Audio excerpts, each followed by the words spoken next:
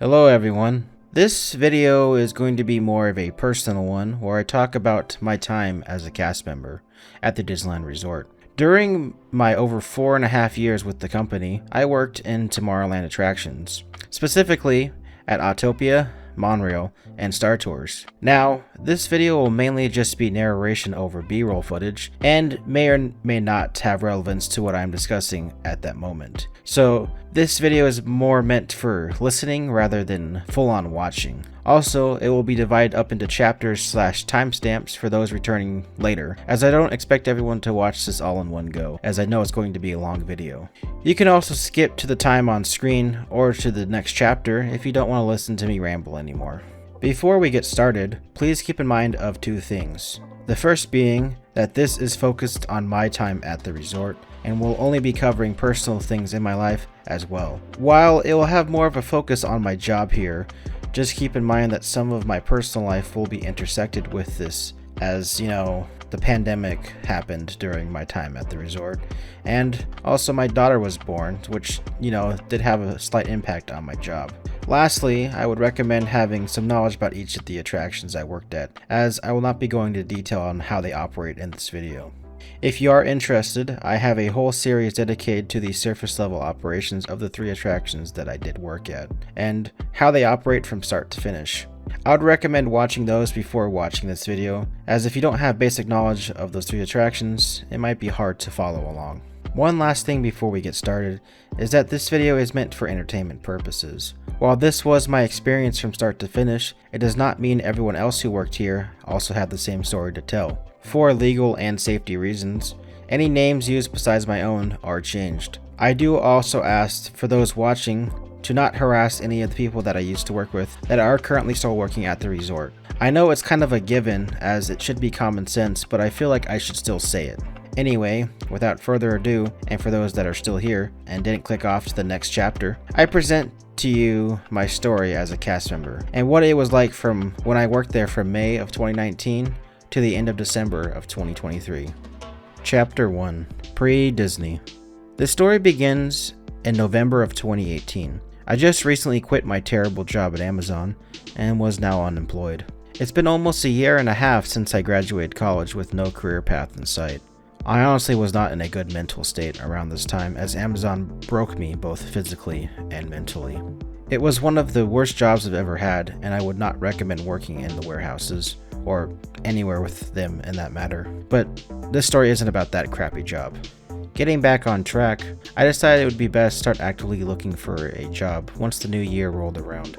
I took this time to finish my first feature film, as I was sitting on footage for almost 1 year at that point. During this time, I worked on my film like a full-time job, and occasionally looked for a job in the process. Well, January rolls around and I finished my first feature film, so it was time to start looking for jobs and taking this a bit more seriously this time around. No more Amazon, and find something until I can get something with my degree. On a hunch, I applied to work for part-time attractions at Disneyland, thinking I would never get that job because the previous times that I applied, I never got further than the interview process. Almost a week later, I ended up getting an interview, and they told me that they would get back to me when an opportunity opens up via email. As usual, I thought that was the last of that. February comes in, and I land a job at Sprouts Market, but as an overnight stalker. Now, I was an overnight stalker at Target my last year at college, so I thought it would be something like that. Well, it was, but it wasn't. Not getting into too much detail, but remember how I said Amazon physically and mentally broke me? Well, it literally did, as I ended up having shoulder pain from that job that didn't go away for a long time. This new job at Sprouts was not good for my shoulder pain, and it didn't help that the supervisor kept making me stock the soda and water aisles whenever I came in for my shift. I would also get thrown under the bus by other coworkers if I stocked a different aisle. After about 3 weeks, I ended up quitting that job. I needed something that was less labor intensive. It wasn't going to jack up my sleep schedule again. I was unemployed once again, but only for like a week or 2. You're probably like, well, did Disney get back to you? No, not yet at least. I ended up working at a smoothie / juice bar called Juice It Up. I wasn't really getting the best hours there, but the owners were nice, and it was a different pace from what I used to be at. It was my second food service job, and it was easier in terms of workload at least. Now, I know most of you are like, who gives a crap? When does the Disneyland part come into play? Well, I'm getting there, so hold your horses. While this job was better than my previous 2 jobs, it wasn't something that I wanted to stay at forever. On top of that, my mental health was at an all-time low, and after dealing with a lousy doctor about my shoulder pain for almost 2 years, this doctor's visit in April was going to be a bit different. My plan was to see if I can go on to antidepressants, to see if it would get me out of this funk I was in, and get the motivation to get my life back together. Little did I know, the morning of the doctor's visit would change my life for the better. An hour or 2 before my appointment, I rolled out of bed to get ready for this doctor to pretty much do nothing again. I started to get ready for my appointment and ended up getting an email notification on my phone. You probably already know what this email says. Well, I opened up the email and saw yes, it was indeed from the email from Disneyland, saying that they would like me to accept the position as a part-time attractions cast member. I honestly was in disbelief, as there was no way this job accepted some clown like myself. Listen, either they were super desperate, or I just did good enough on the interview process. Just to be a spoiler, they were actually just desperate, as they needed to fill the positions for those who left to work at Galaxy's Edge. Who cares though? I honestly was lucky enough to get accepted to work at a dream job for most. Well, for those of you on the edge of your seat, yes, I still went to my doctor's appointment, but it was for my shoulder pain again, as honestly, I wasn't really feeling sad anymore. The doctor told me that the pain would just eventually go away after time, and while technically he was right, it's not something you really want to hear. Who cares about that though? After my appointment, I showed my mom and my girlfriend, who both said jump on this opportunity, as it's something I wanted to do since getting out of high school. I accepted the opportunity and was ready to start what would be the next chapter in my life. Chapter 2, the onboarding process. Well, now that I accepted the job, what comes next, you may ask? I peed into a cup. Yeah, you heard that right. They said, hey, come out to this random clinic in Anaheim and pee into a cup. So, I came out with a full bladder and peed into a cup. Now, you'll probably be asking, why on earth did you pee in a cup for Disney? Well, it's a drug test, you silly. And if you know me, I don't do any sort of that stuff, as I'm as square as can be. Yeah. So anyway, I passed that drug test with no problem. Now for you peeing in a cup fans, I have unfortunate news that I will no longer be talking about peeing into a cup. Sorry to disappoint you guys, but we gotta await those test results now from peeing into a cup.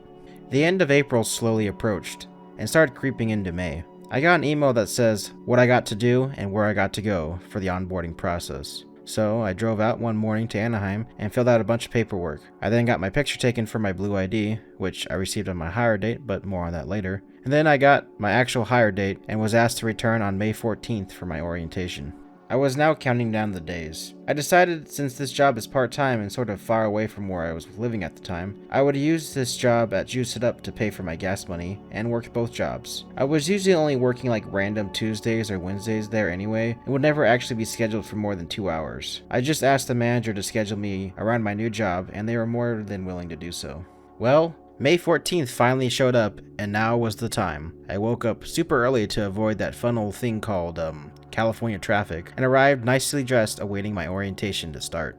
At the time I hired in, there was 2 days of orientation. One was to learn about the resort, and one was to get more focused on what our job function would be. Today was the first day, and as they got close to the start, more and more people started to show up.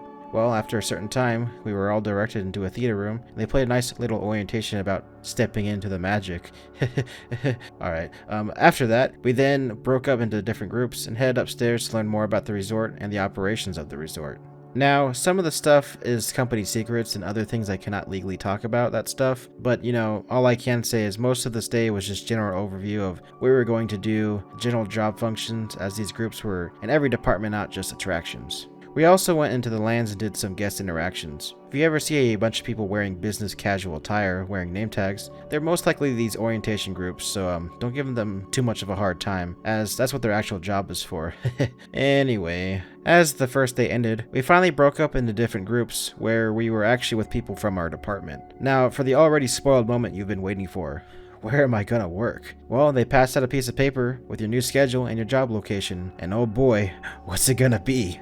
It was Autopia. If you didn't somehow see the beginning of the video, or didn't see the possible thumbnail of me in a little dumb Autopia car, then I'm sorry for ripping off that band-aid. I honestly was surprised, as I completely forgot that attraction existed. All I know is I didn't want to work the submarine attraction. Well, Autopia sounds like fun. I'm ready to start that. After the second day of orientation, they covered our job function. Nothing too exciting to share except for the weird mouse that showed up and gave us our IDs and name tags. This actually happened on the first day, but you know, I didn't know where to shoehorn in that joke. Freaking weird mice showing up with their weird boxes with weird photos and shiz, bro. So, what weird stuff happens now? Remember how I said that I actually got my schedule for the next week or two? Well, my first day of actual job training started on the 17th, and this part-time job was more like full-time hours. Not that I was complaining about it, but I realized that my gas money job wasn't going to look too great. Well, I ended up quitting that job at Juice It Up as well, as getting 4 hours a week paycheck wasn't really worth showing up anymore. Plus, as heartbroken as I was to leave this job, it was time to move on from making smoothies or something. Now I worked for a mouse that is part of the public domain technically, so I was ready for May 17th to begin. Chapter 3. Learning the ropes. Literally.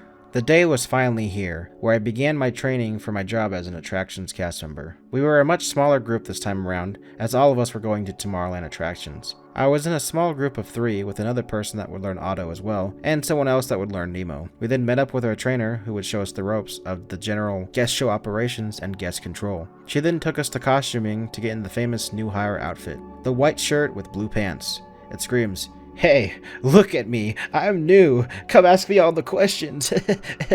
This is a joke, but at the same time, they stand out more than your usual dingus in an attractions uniform. Anyway, the first day was learning about interacting with guests and doing basic guest control, like directing traffic and helping with guests and their "what time is the 3 o'clock parade?" questions. Yeah man, great time. This was a weird day, as we walked around the resort and ended up hanging out inside a backstage cafeteria behind Haunted Mansion for most of the shift, as it was pouring down rain and the backstage area got all flooded. We also set up our schedule planning form and learned the basics of the employee website hub. We get all our information such about the resort, as well as our schedule and other employee stuff. Then it was on to day 2. We showed up a bit later today, as it was going to be more focused on learning the ropes. Yes, literally. We learned how to tie a rope they set up for parades and such. Now, I can honestly tell you that this was the only time I did it, because I do not for the life of me know how to tie their weird knot. I'm sure some of you know what I'm talking about, how this weird knot you can loosen by giving it a slight pull, but since I'm a big dumb idiot, I could never figure out how to loosen it, and it was like a savage trying to get into a loaf of bread or something. I don't know, man. I just need some filler about ropes, because it was the name of the chapter. There, are you happy, random rope guy in the comments? I hope you're satisfied that I clearly mentioned rope tying. Okay. Alright, that was a weird tangent. After learning about poles and ropes and other crap, we went out and learned where our attractions were at. Yeah, that's right. We haven't even touched the car ride yet. That's for the next chapter, so don't get too excited about the tiny cars just yet. We ventured over to Autopia and learned when we'd clock in and such. Then, since we had a Nemo guy with us, we had to make sure that they knew where to clock in as well. Poor lady. She had to work in those cramped submarines. Oh well, not my problem, teehee. After doing this, we ventured out to read something pretty crazy. You're not ready for it. Trust me, bro. Well, what's this crazy thing you're gonna read? Is it like a banned book or something?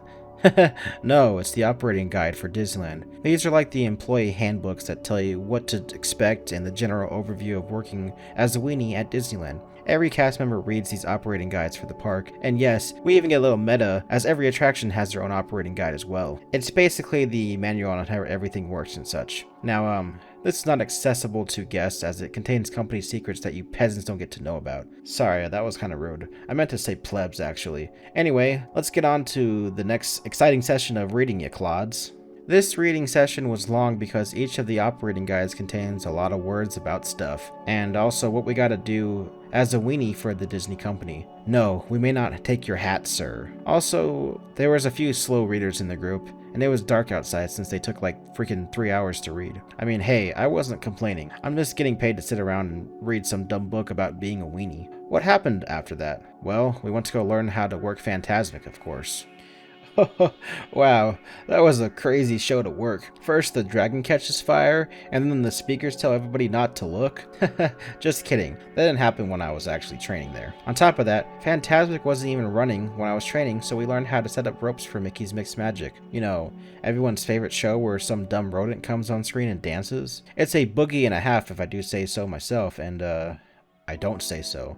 Now, I know the rope guy is screaming in the back to talk about ropes again. Well, you're in luck because we didn't set up any ropes, as it was a slow night and no one was really in the park when this filler show came on. So, on to getting our uniform for our actual attraction. To end the night off, we headed to the costuming building and got rid of our noob clothes and upgraded to our actual work uniform. I got 3 outfits for Autopia and evolved from weenie to weenie with a car.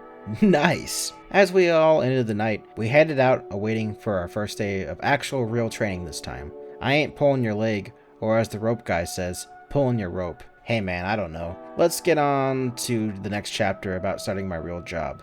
Okay, fantastic. Chapter 4, Learning the Autopia Attraction. I believe it was either a Sunday or Monday morning on the 19th or 20th. Anyway, I woke up super duper early for my day 1 training. Well, what time did training start? Well, 6 in the morning obviously. I joined my Autopia training buddy and we met up with our trainer in what they call the pit. It's basically where the lead office is and we would clock in and clock out for our shifts. It's not accessible to guests, so don't even think about trying to go in there, bub. Yeah, I'm looking at you, rope guy. Anyway, we clocked in and it was time to begin our first thing of training. What is day 1 of training at Autopia like? Well, doing morning checklists, of course. We joined our trainer and she told us to make sure that all the cars were on and that they were properly set up for the day. We went down tracks 1 and 2, checking to make sure the steering wheel steered, the seatbelts would buckle, and the grab bar wasn't going to come loose. Now you're probably like, tracks 1 and 2? What the hell is this guy talking about? Well, this is a great time to plug my surface level operations video on Autopia. I go into detail about the attraction and explain everything you need to know about the attraction and basically everything from start to finish. Unless you did watch that, then this is awkward. So let's get back to checking those cars. Then we walked down the ride path onto tracks 1 and 2 to make sure everything was super good. As we got back, it was time to give the cars the cycle test. The cycle test? Yeah, the cycle test. In the morning, they set up a pilot car for every track to make sure it can do the loop. Every attraction makes sure their vehicles are good enough to operate for daily operation. Autopia is just a little weird because technically they only do one of the cars on each track instead of all of them. If you recall, this attraction is people powered. Anyway, the cycle test. I got distracted talking about the little cars again. Well, you just hop in the car and drive it around like normal, yeah? Well, no. Since you gotta learn the attraction, you gotta learn how to side pedal. Side pedaling at Auto is when the cast members hop on the side of the car and drive the car while standing on the side of it. Each car has a pedal on the side. It's how they can drive the car without actually being on the car. On top of that, it's how they know if you're pushing down your pedal or not. Well, our trainer said this is how you do it, and then we side pedaled the entire 5-minute drive. Sometimes I had to dip down a little bit, as there's low clearances from the monorail beam. It was pretty fun, man, but not fun enough for you to do it. Unless you work that attraction, don't do it because it's dangerous and you don't get paid to have dangerous fun.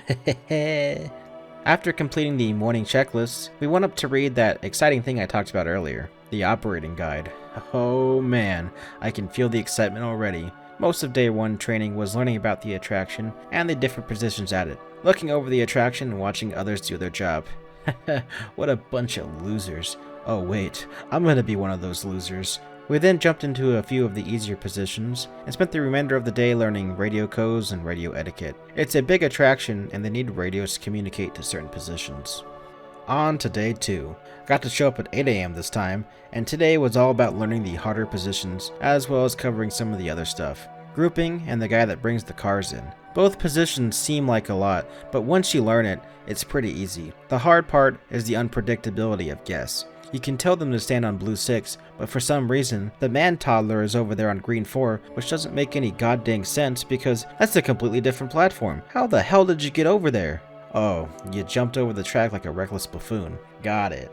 It's finally day 3. At this point, we pretty much knew every position and what they do, but here's the thing. Have you done it at night? Yeah, this is the day where we do it again, but at night. Walking the attraction at night, grouping at night, picking your nose at night, you know, the usual. We also learn how to close the attraction. This attraction puts all the cars together and putting a brake clip in the middle cars, and the first and last cars don't get that treatment. When you brake clip a car, it loosens the pedal, allowing the pedal joints to rest or something. The first and last cars aren't brake clipped to keep the rogue in-betweenies to not go anywhere, in case earthquakes happen during the night. You know what I'm talking about if you chose Autopia as your last ride of the night for some reason. After the attraction is closed, we do a group huddle with the entire team and then talk about the day.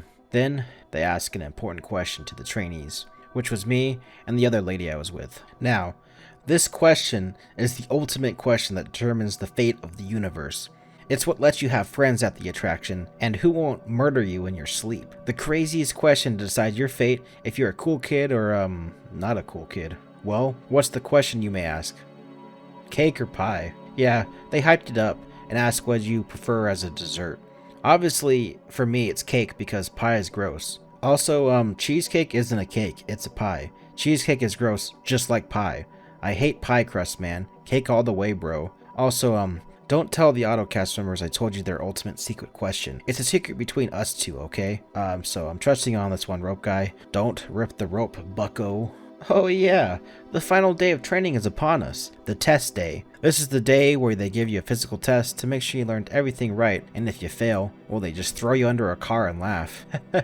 I'm just kidding. They decapitate you on the spot. Before your ultimate test, we reviewed the last of it with our trainer, and she threw us off to some dude who was the lead or supervisor of the attraction. He was like, alright, show me what you got. Like the Rick and Morty guy? You memba? Well, we showed him what we got, and he was like, pretty good, bro and ladyface. He then said, you guys have been the past. We both said phew because we didn't want to be turned into a pickle, because that isn't the funniest crap we've ever seen. Now, what comes next? Oh yeah, the next chapter. Duh. Chapter 5. Autopia and the crazy summer of 2019.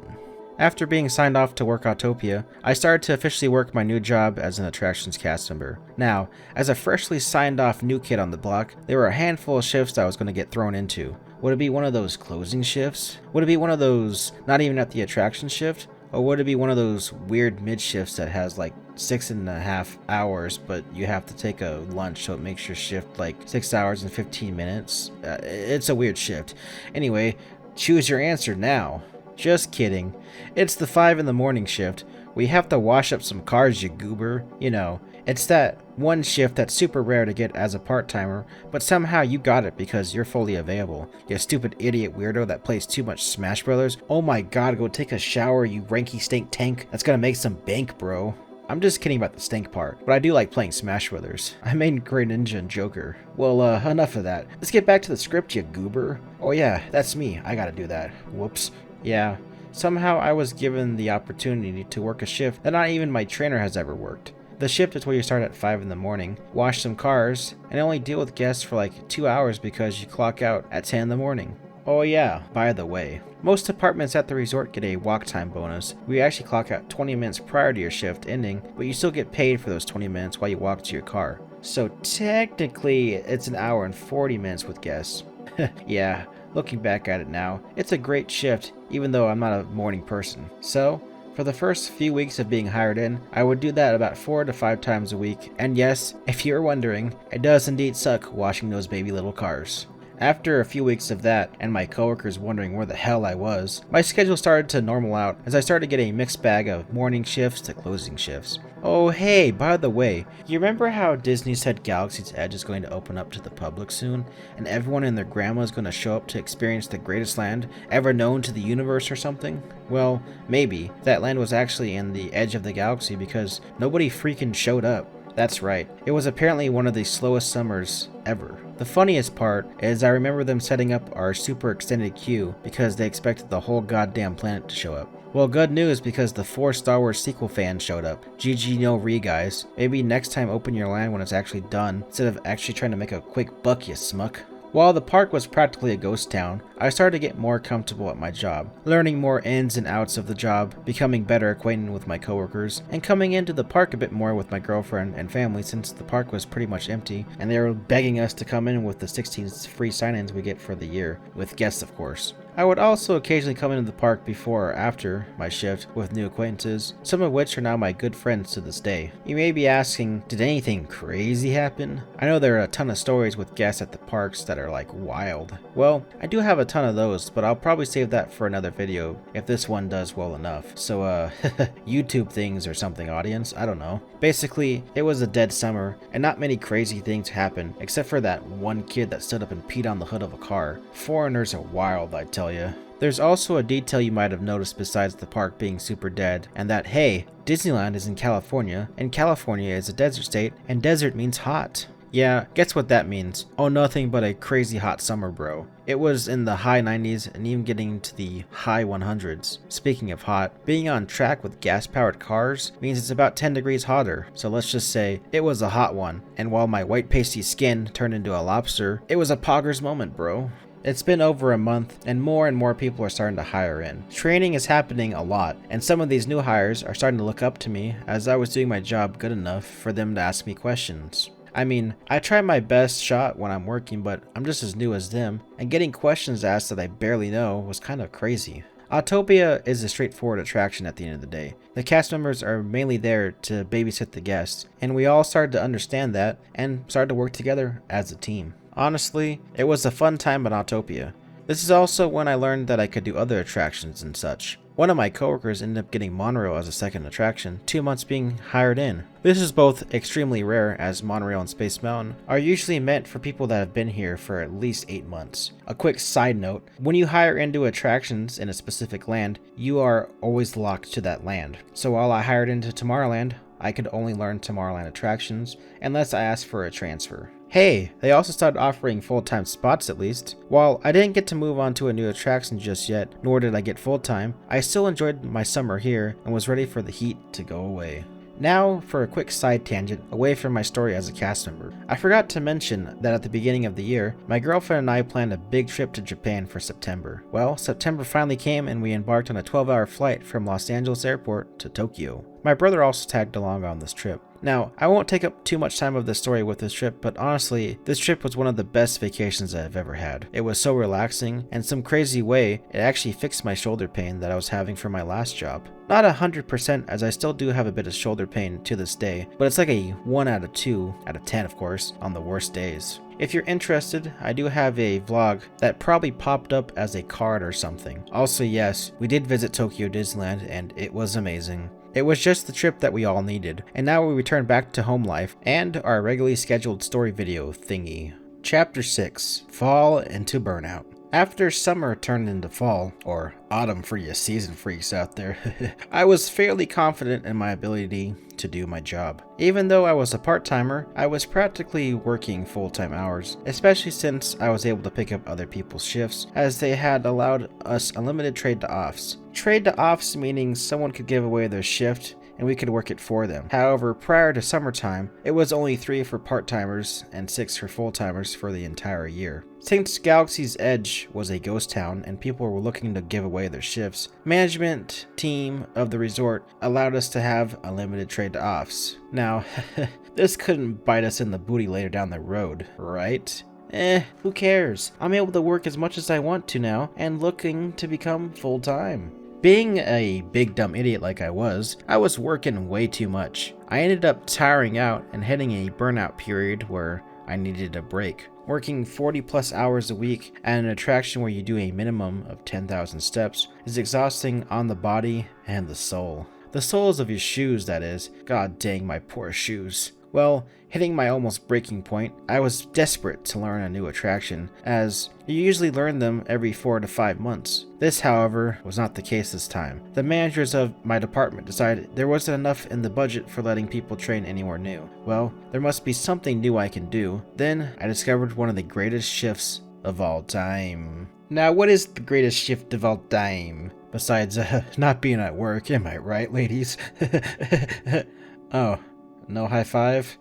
Oh yeah, that's right. You can't see me because I'm doing a narration. Boy do I look like a goober and a half. Anyway, what is the greatest shift, you may ask? Well, Tomorrowland guest control, that is. There is an 8-hour morning shift and a 6-hour night shift where you just move strollers in the land of tomorrow. You also help with guest questions and occasionally do other things around the land. Pretty great, am I right? This was also my weird break away from the cars, as now I got to do this 2 to 3 times a week. It was a nice change of pace from waving in cars all day, as I was now parking strollers around the land or helping adjust the queues at Astro, Buzz, or Tours. Honestly, the only thing that would ruin this is getting pulled back to auto, since I wear the same exact uniform for this job as I would for the car ride. Or yeah, that happened a few times, but it was still nice. You know what else is nice? If I could get my goddamn second attraction already.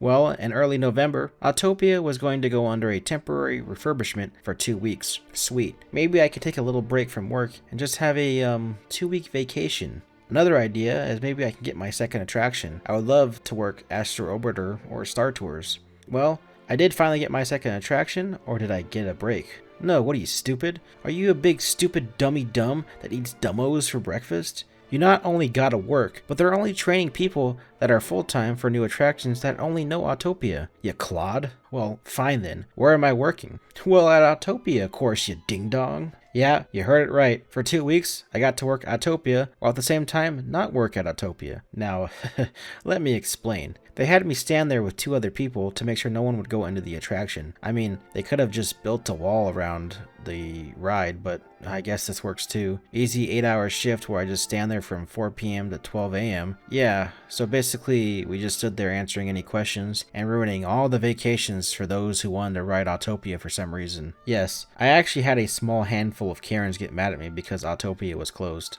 Oh well. Now, what were they refurbishing, you may ask? Is it the cars or taking out the turnstiles to replace with the photocell? Now, quick explanation. A photocell is like a turnstile, but it takes a picture whenever you walk by it and counts in the guests that way. Well, hey, come close, cause I got something funny to tell you.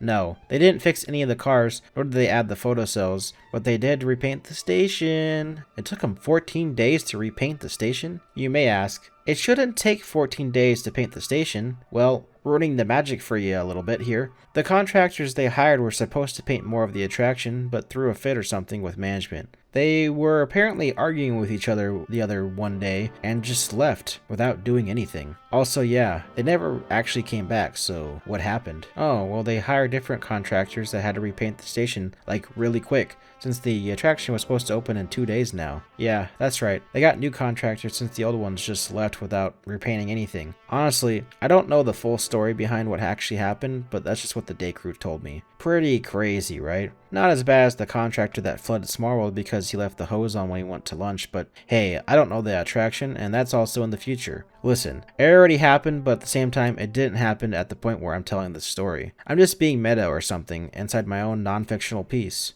Enough silly talk. Auto finally reopened and we are back to normal business or whatever. It's like the middle of November and Thanksgiving is around the corner, so you know what that means. The holidays are coming! The holidays are coming! Yippee yahoo! Yeah, I'm just kidding. I'm not actually that excited, as you could tell, but I had to get far away from my microphone just to do that bit. Alright, well, we were getting ready for the beginning of true peak season. To rip off the band-aid, by the way, no, I didn't get my second attraction until the following year. The managers in charge were like, oh, we can't train anyone else because we need the people that know their current attraction to stay put as we trust our veterans as opposed to, fresh faces. Well, the slowdown of new hires coming in stopped too. It was just no cross-training anyone anywhere else until the holidays were over. Speaking of that, let's jump into the holidays, shall we? Chapter 7, Peak Holiday Overtime. Thanksgiving week was upon us, and this was just a mere taste of what the holiday season would be. You thought summertime was bad? Well, just wait until we talk about Thanksgiving week. It was way crazier and way busier than you would ever imagine. If you haven't picked up on my sarcasm yet, then I'm sorry. Thanksgiving week was dead. It was so bad that there were more cast members in the park than there were guests on Thanksgiving Day. I mean, the park is usually never busy on Thanksgiving, but this one specific day was super dead. I had a Tomorrowland guest control shift that day, and I was supposed to work with my training buddy that I hired in with at Autopia, but she did the smart thing and did a rain call like, a smart person would do, and that means she didn't have to come in. Oh, I didn't realize that was an option, but hey, free extra money. Am I right, gamers? Yeah, it was a super rainy day that entire week, so the park was very slow. On top of that, Autopia didn't operate in the rain back then. It didn't have Fast Pass, so management didn't need us to stay open to justify the cost of Max Pass. Yeah, that won't bite this attraction in the ASS later, but that's just foreshadowing or something.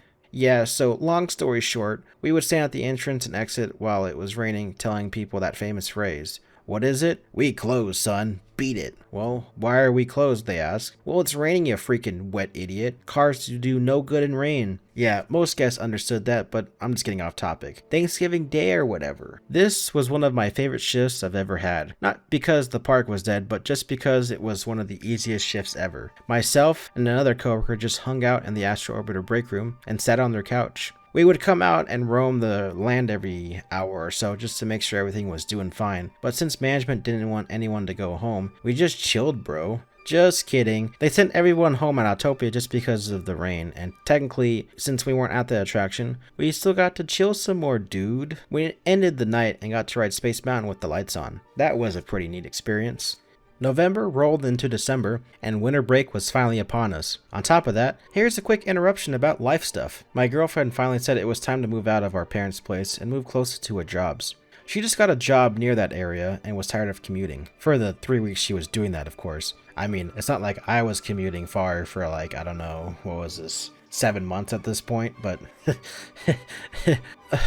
well, we signed a bunch of paperwork and we were ready to move into our apartment the week before Christmas. I will get back to this in a moment, as I wanted to slam this in here as it's part of the story. Now back to winter break at the car ride. You remember how I said it was dead all summer and dead for Thanksgiving break? Well, same time around this time, right?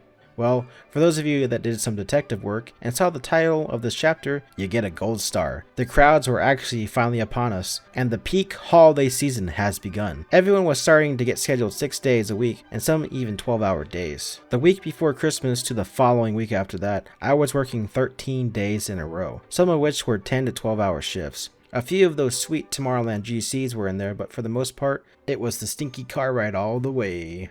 I believe it was either 2 or 3 days before the big holiday itself, and the park hit max capacity. Autopia even hit a record of how many guests we had come through the attraction. Just to give you an idea, I think max capacity for the park is like 100,000 people or something, and Autopia serviced about 36% of those people. So yeah, it was that busy of a day that we even broke the old record. We were literally firing on all 4 cylinders, and this was peak teamwork at its best. Hey, another thing is, that day a fight broke out between 2 drunk dudes, but who cares about that? Some lady handed me her bag of vomit that day. Pretty neat, huh? The eve of Christmas arrived, and what was I doing before my only 8-hour shift that week? Well, moving into my new apartment, of course. We loaded up my mom's truck with all our stuff and headed out to Fullerton to our new apartment. Now, I don't really care about doxing my old apartment because I don't live there anymore. There were also still little things I needed to grab, but that would be another trip. I headed into work, did what I needed to do, and head back home one last time, as now I was a big boy. I spent the morning with my family, and then packed up the rest of my stuff as I now had my own place with my lovely girlfriend and my cats. It honestly was a crazy experience living on my own, but honestly it also stressed me out. Since I was still part-time, my hours weren't guaranteed when peak season was over. Most of my hours were picking up from people's shifts too. No full-time conversions yet either. It was a scary feeling, but I knew we could make it work. Speaking of work, you're probably wondering how it was like working on the big holiday itself. The major holiday that was busy. It was nuts. The park hit capacity again, but no records to break this day at our attraction. Cars were temporarily breaking down, and there were guests being extra stupid with their comments. Why are you working here today? Shouldn't you be with your family? Well, how are you here today, you dipstick? A lot of those comments and a ton of first-time visitors that didn't understand basic theme park etiquette. Nothing super crazy, of course, but, you know, it was a weird day. I eventually got to my day off and awaited New Year's Eve. 2020 was going to be a new year. Finally living on my own, and honestly, being okay with the idea that it was all going to be okay when this new year rolls around. I was also interested in becoming a lead at my attraction and learning the ropes from the leads that were working there at the time. Nothing happened with that yet, of course, but I felt like something was good to come in 2020. Well, we still have New Year's Eve to talk about. The day finally arrived, and before you ask, no, I didn't actually have to deal with the crazy crowd for fireworks. My shift was 10 o'clock in the morning to 10:30 at night. A nice 12-hour shift with that sweet overtime money and that sweet holiday pay. Cha-ching! It was also another busy day, but nothing prepared me for what happened when the sun went down. No, it wasn't like super cold and the weather wasn't rainy or anything. The thing that happened when the sun went down, and as we got closer to 7 p.m., they started to hand out the hats and the horns. Now, the hats were no problem, but the horns. Don't even get me started about the goddamn annoying horns. Freaking goddamn horns and the goddamn guests blowing their goddamn horn into my goddamn ear that are asking me some goddamn question about the goddamn fireworks. God damn. Luckily, my shift was almost over, so my ears would live to hear another day. I headed back to my apartment and awaited the new year, as I had a good feeling for this year. Something good was bound to come my way. Chapter 8. New Year, New Attraction. New Year's Day finally arrived, and it felt surreal. It wasn't too busy in the park, but there were a few hats and horns left all over Autopia. I came in bright and early at 8:30 in the morning, and I felt like I hit that point. I needed a break as I overworked myself just because I was stressed out about making rent and the realization that hours were going to be cut by the following week as peak season would be over. Luckily, I took a few days off the following week and came back a bit more refreshed. My coworkers were starting to get their second attractions, some even getting Space Mountain or Monorail as their seconds. Those are both third attractions, but since we all have been at Auto for 8 months, management finally made an exception to that rule. Now, when would it be my time? At the end of January, my mom came out with my youngest brother and her friend with their kids to come visit the park. They used my complimentary tickets and went to DCA the first day. This was a Friday and I joined them for the day as I was off. It was a nice day and I returned home waiting for the schedule to come out. Our schedules were usually about 2 weeks ahead, and this schedule I felt like something good was going to happen. Honestly, I was tired of being at Auto all the time and wanted something new. Anything, to be honest. Well, that night the schedule came out and I could not believe my eyes as I got Monorail as my second attraction. I felt happy and looking forward to finally start something new. The next few weeks were kind of a blur as I finally began my training for Monorail. That day finally arrived. I already had my uniform all picked out a week prior and was excited to learn how to drive these trains in the sky, or as one of my coworkers called it, a handicapped plane. Regardless of that, there are 4 days of training for Monorail. 1 closing shift where you learn how to drive, 1 mid-shift where you learn all the positions, and 1 opening shift where you learn how to open a train obviously, and another opening shift where you learn their console position, as well as take your test. Day 1 was upon us, and I met up with my trainer to learn everything about driving these big metal machines.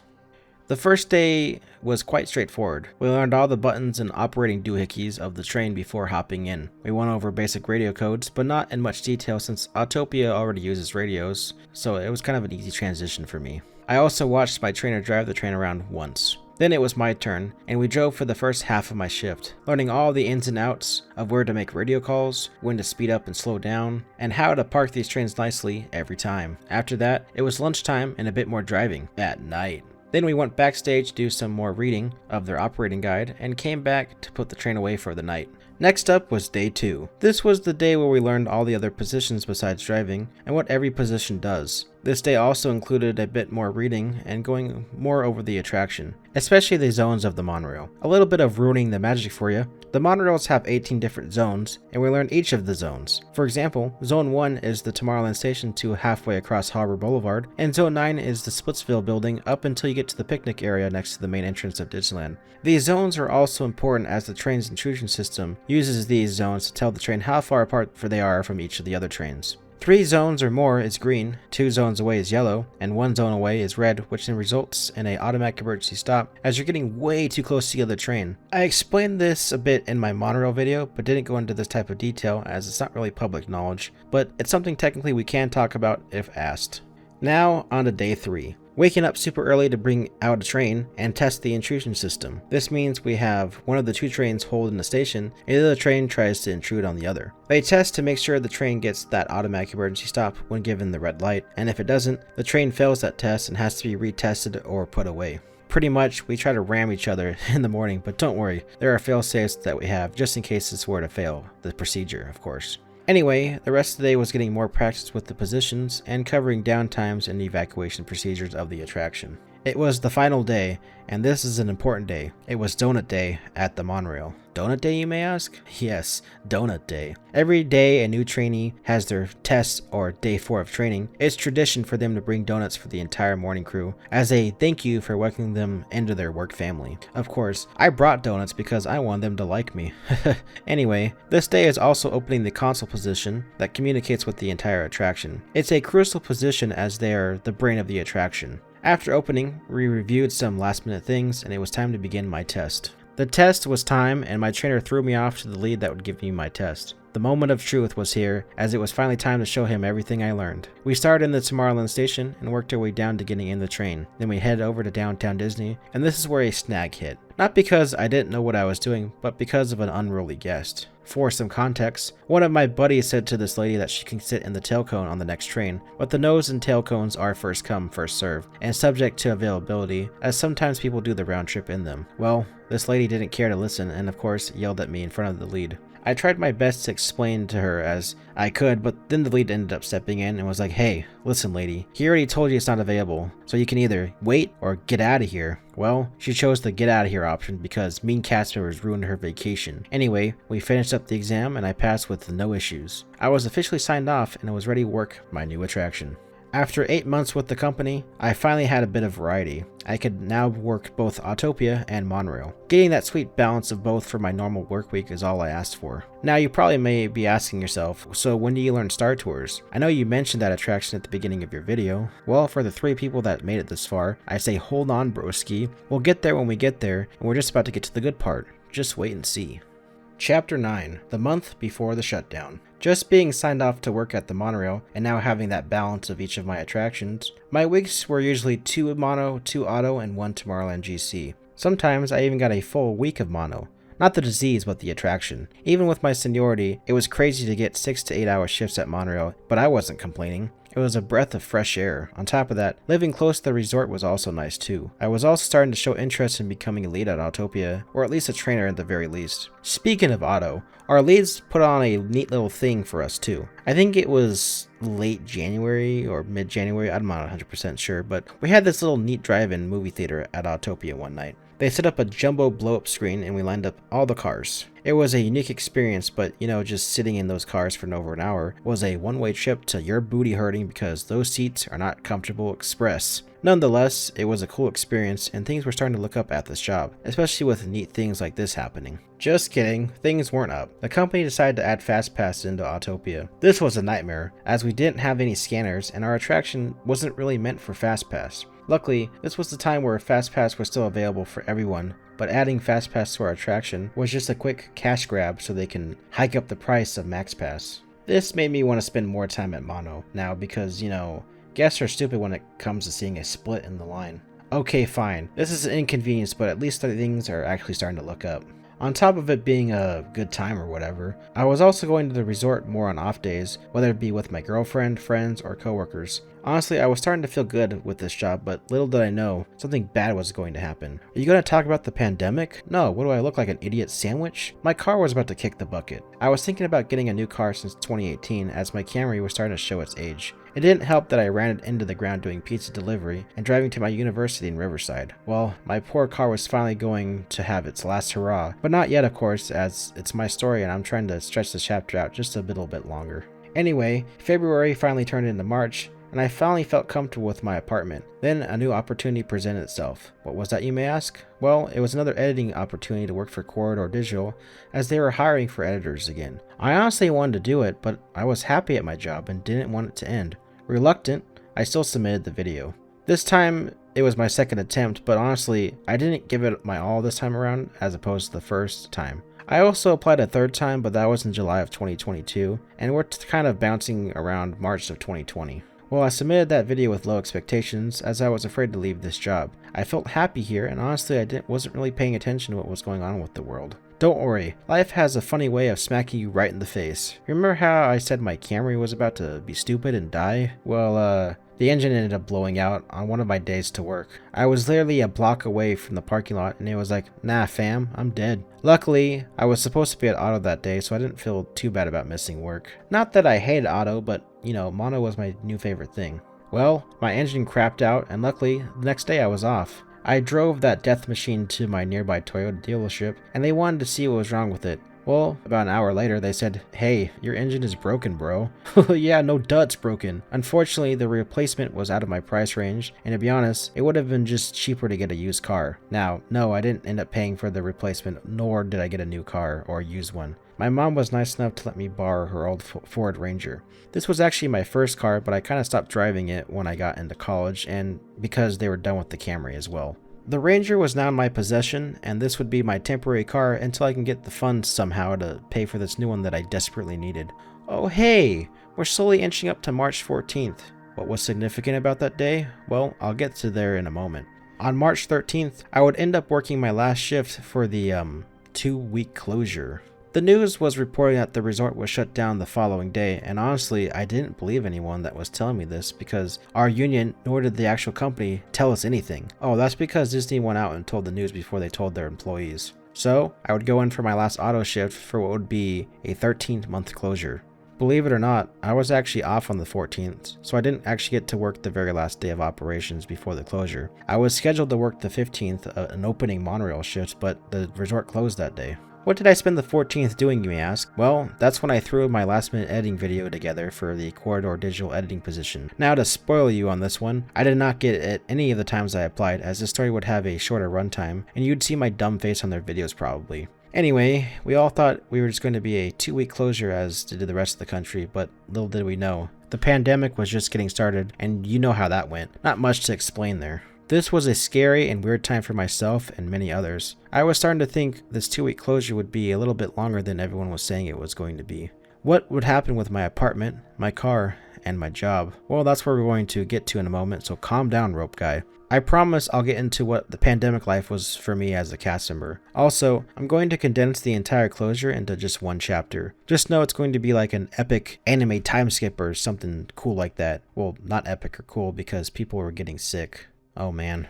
Chapter 10. The Pandemic and the Long 15 Months. Yeah, you heard that right. I was out of my job for almost 15 months. The resort was technically only closed for 13 months, but because of my seniority, I had to wait an extra 2. It's just something I wanted to clarify before moving on to this chapter. Also, this chapter is going to be more focused on my life at the time, as the resort was closed for sick people reasons. Just wanted to make sure everyone is aware, and honestly, I wouldn't mind if y'all skipped over this chapter if you aren't too interested in how I was a vegetable and how I gained a bunch of weight during the pandemic. Anyway, without further ado, I present to you the Pandemic chapter. I don't know why I said it like that. Yeah, this is not really going to be a high exciting chapter in the story, but it's still part of it. Also, yes, technically I was still employed by the company during this time, as I was on furlough, so technically this counts as still being employed. Enough of that though. I was looking forward to this 2-week break. Doom Eternal and Half-Life Alyx were releasing, and boy were those some good games. Also Persona 5 Royal and Xenoblade Chronicles Definitive Edition in the following months. Hell yeah, I like video games. Get off my back, Dad! I also spent this time finishing up some videos that I had stockpiled, as well as making some new content. My girlfriend also ended up working from home during this time, as her job was mainly on the phone at an office building.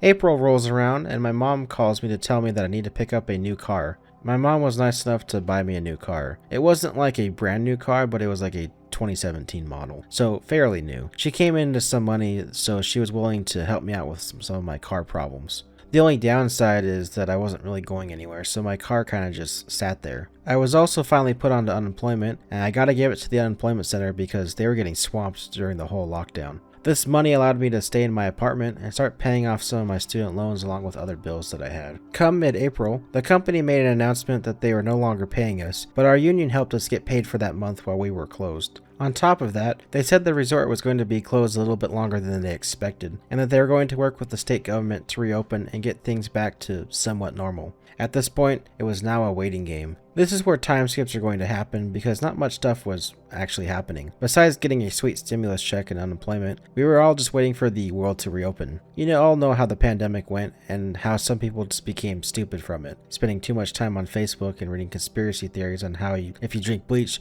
you'll get rid of the virus or something like that. I'm not going to go into it in this video, of course.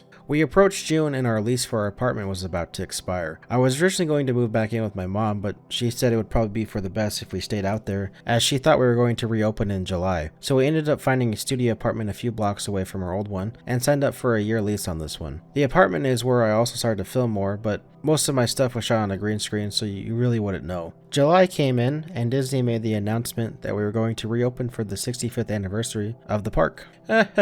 Just kidding, the governor said no. We gotta stay closed because people are sick, but they came up with this neat little chart that said when we could reopen. Well, you know how that went. The upside of this month is I hit my 10-year anniversary with my girlfriend, so that's pretty neat. Speaking of my girlfriend, I ended up proposing to her finally in October. I was practically married to her at this point, so my girlfriend got upgraded to fiance. Oh man, I'm a cool guy now. Oh hey, by the way, the company said something really cool, like super duper cool. That they're just gonna lay off all their employees that hired in after this date because they need a tax break or something like that.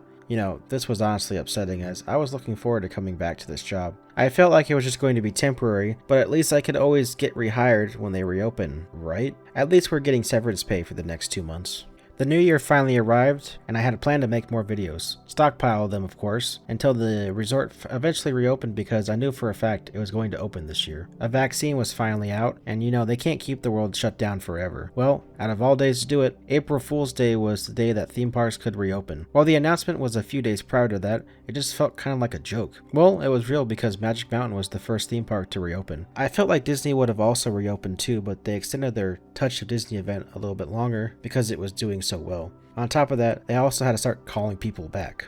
Well, because of my higher date seniority, I was not called back until June 13th. The park reopened to guests on the 30th of April, and it was surreal. I didn't attend, but it was crazy seeing all of my coworkers back, and that our union was fighting to get everyone recalled before they hired new people. Hey, that's me. I'm one of those people. Something that probably isn't mentioned, I think more than half of the workforce did not return. A lot of high seniority cast members were forced to retire during the pandemic, most of them being maintenance. Just a quick interjection. I don't know how true this is because I heard it through a game of telephone from other coworkers, and you know how that is. On top of that, there were a lot of cast members that also found better jobs with other companies during the pandemic, and unfortunately, I did lose a few coworkers from the virus. I also did try to look for jobs during the pandemic, but I had something called the Disney curse attached to me, meaning no one wanted to hire me as I would go back to Disney once they reopened. I had a few job interviews straight up tell me that, to be honest. Regardless of that, at least I was finally recalled to work back at Autopia. It was finally time to possibly renew my lease and get things started again at this job. Well, one of those two things was true as I did not renew my apartment lease. One, because they were going to raise our rent by 30% for some dumb reason. And two, our neighbor kept flooding our apartment because he was some weirdo guy that was fighting with our upstairs neighbor. I'm not going to get into the details about that, but just know I ended up having to move back to my mom's house. The long 15 months were finally over, and I was back at square one again, but at least my mom was willing to put up with me again. Honestly, I know it sounds corny, and I really appreciate her and my family for letting me figure things out, even to this day. It was time to get started again, but down an attraction as Monorail and Nemo did not reopen it with the park for obvious reasons. What was it like being back at the happiest place on earth? Well, that's for the next chapter to tell you, unless you skip this chapter so you don't know what I'm talking about. So thanks to the homies that sticked around for this part. Chapter 11, The Return and Touring the Stars. After being gone for so long, it was time to finally come back. I met up in the Lincoln Theater and they showed a big group of us a welcome back orientation video. It was basically covering what has changed and all the new policies that were in effect because of the pandemic. Now keep in mind when I came back, they dropped the mask mandate for guests, but cast members still had to wear them both inside and outside. It was later dropped for us a week later for outside, but inside wasn't dropped until like July for us. Anyway, after that orientation, we met up with our trainer and got our costumes again. We had to turn them in when we got laid off or they wouldn't rehire us, but technically that wasn't true as they were desperate for people. It was sort of a mess with costuming, not going to lie. I got my auto uniform again, and then we just covered a bit of the attraction as well as caught up on the changes now in place. The next 2 days would also be retraining, one opening and one closing shift. The next day, I arrived bright and early for us to learn how to open the attraction once again. I never really forgot how to do anything at Auto, but my training buddy learned the attraction a week before we shut down, so she needed to relearn it as her main attraction was closed because of, submarines. We caught up on opening, and along came the next day. I immediately was tested as soon as I clocked in because I don't want to sit around and do nothing all day. I passed, of course. No sweat. Triple S rank like my hero Sonic the Hedgehog. After passing, I just got to work the attraction until park closing. Now, the parks had super reduced hours as I believe they were only open from 9 a.m. to 6 p.m. We were also super reduced capacity, but the number slowly crept up as the year went along.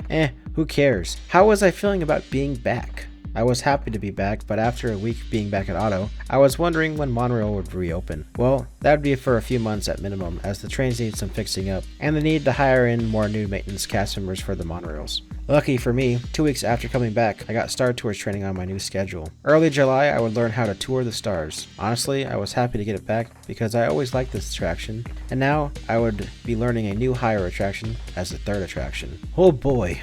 Star Tours training day finally came around. They do their training in 3 days. 1 day to close, 1 mid-shift, and 1 day for opening. Now, this is different as opposed to when I learned it, but I have no idea what it is now, so don't ask me about it. I was being trained by a lead at this attraction, and the first day was nothing too exciting. You pretty much learn the entire attraction on this day and all the position to it. It's a very straightforward attraction as you don't really have the unpredictability of Autopia, nor do you have to drive the train around like Monorail. It's send the guests in, put them into the cabin, push the button, and repeat the cycle again. My surface level operations video on this attraction is pretty much all you need to know about working it. The only exception is obviously what buttons we press and other positions that normies don't need to know about. The second day is going into the pit and watching the Star Speeder in motion. Not actually going to where it's at, but watching from inside a cage from a safe distance. This was super cool to see even though it was all dark. We spent the rest of the day reading, and before I knew it, day 3 was upon us. I pretty much clocked in and said, I'm ready for my test. This was after we learned about the opening of the attraction, of course. Well, I passed my test easily, as this attraction was cakewalk compared to the other 2 that I know. Anyway, I was now signed off Star Tours, and I would spend the next few months working on Autopia and Star Tours until Monorail eventually reopened. Now, this is where I would transition into the next chapter, but there is one more thing I need to discuss that was the beginning of a pretty big life event. Well, my fiance gave me the news that she was pregnant. Yeah, I was going to be a dad. Honestly, I was a little bit blown back by it, but I mean, I'm not going to explain how a baby got there, but I'm assuming most of you are smart adults. Also, for any kids watching this video, you can find out when you're older. It's just a weird feeling that knowing a little spawn was on the way. Now, this moment was the shift in my attitude towards work, as now I needed to make this a full-time thing or find something better. I needed to make sure I had the health benefits for my kid, as part-timers don't get squat. This is the point where my job became sort of an unhealthy obsession. It wasn't bad yet, but it was the beginning of a slow downfall, as I wanted to make sure I would do good for my family, but unfortunately, I lost sight of doing good for me first. Chapter 12, Awaiting the Rail. This part of the story is going to basically cover July of 2021 to early October 2021. Yeah, that's how long it took for the monorail to reopen. And reopen, I mean for myself to get back up there. But as always, I'll get into that in a bit. Now, as for what's going on at this point in the story, well, I now had 2 attractions under my belt again. While it wasn't monorail, it was a nice change of pace. Star Tours was a much slower paced attraction compared to Auto and Mono, depending on how many trains were running, of course. I was actively trading my autos for tours, as my schedule preferencing was still Mono Auto Tour. Now you're probably wondering, schedule preference? Well, you put in a schedule planning form which covers attractions that you know, to where you want to work, to days off, what types of shifts you want, and like morning or night. This also is an important detail as our union was about to vote on a new contract. Let's talk about this contract really quick. It's not like super crazy as it just includes pay increases and better benefits for both part-time and full-timers. Well, it took a while for everyone to vote on because not everyone agreed on it, but eventually we saw it go into effect around I believe October or November, but I remember voting on it I think in August-ish. Anyway, the reason I bring this contract up as it guarantees full-timers their hours, and this caused a shift in how schedules were created for everybody. Basically, instead of a balance of both full-time and part-timers throughout the day, the contract would heavily favor full-timers towards the morning side and part-timers towards the night. This was so full-timers can get their full hours, as morning shifts usually can guarantee the full 8s. This meant the scraps of the night side were left to part-timers. Now, part-timers are usually people that have been with a company less than a year, or those who have been here for a while but just do this for fun. Obviously, it was more heavily skewed towards new hires and such, but this contract put everyone new on the afternoon evening side, while the people that knew what they were doing on the morning side. Well, I was a part-timer when this contract went into effect, and I was working with more newer cast members. This usually isn't a bad thing, but these people that were hiring in at this time and continue to hire in were just awful employees. I'm not saying all of them were, but there was a good handful of them that were just completely lazy and didn't follow directions, and they would also do their job incorrectly, and they would correct you for doing your job if you were doing it quote-unquote wrong in their eyes.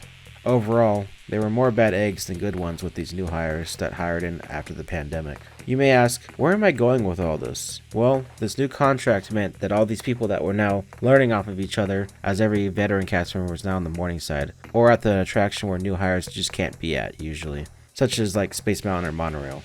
Basically, this was the beginning of me starting to hate Autopia. Don't get me wrong, I still like the attraction, but the new people that started coming in made our job a living hell. They didn't like doing teamwork, and since the company was so desperate for bodies, they were hiring in anybody, and on top of that, passing them on their attraction tests even if they needed extra days to do so.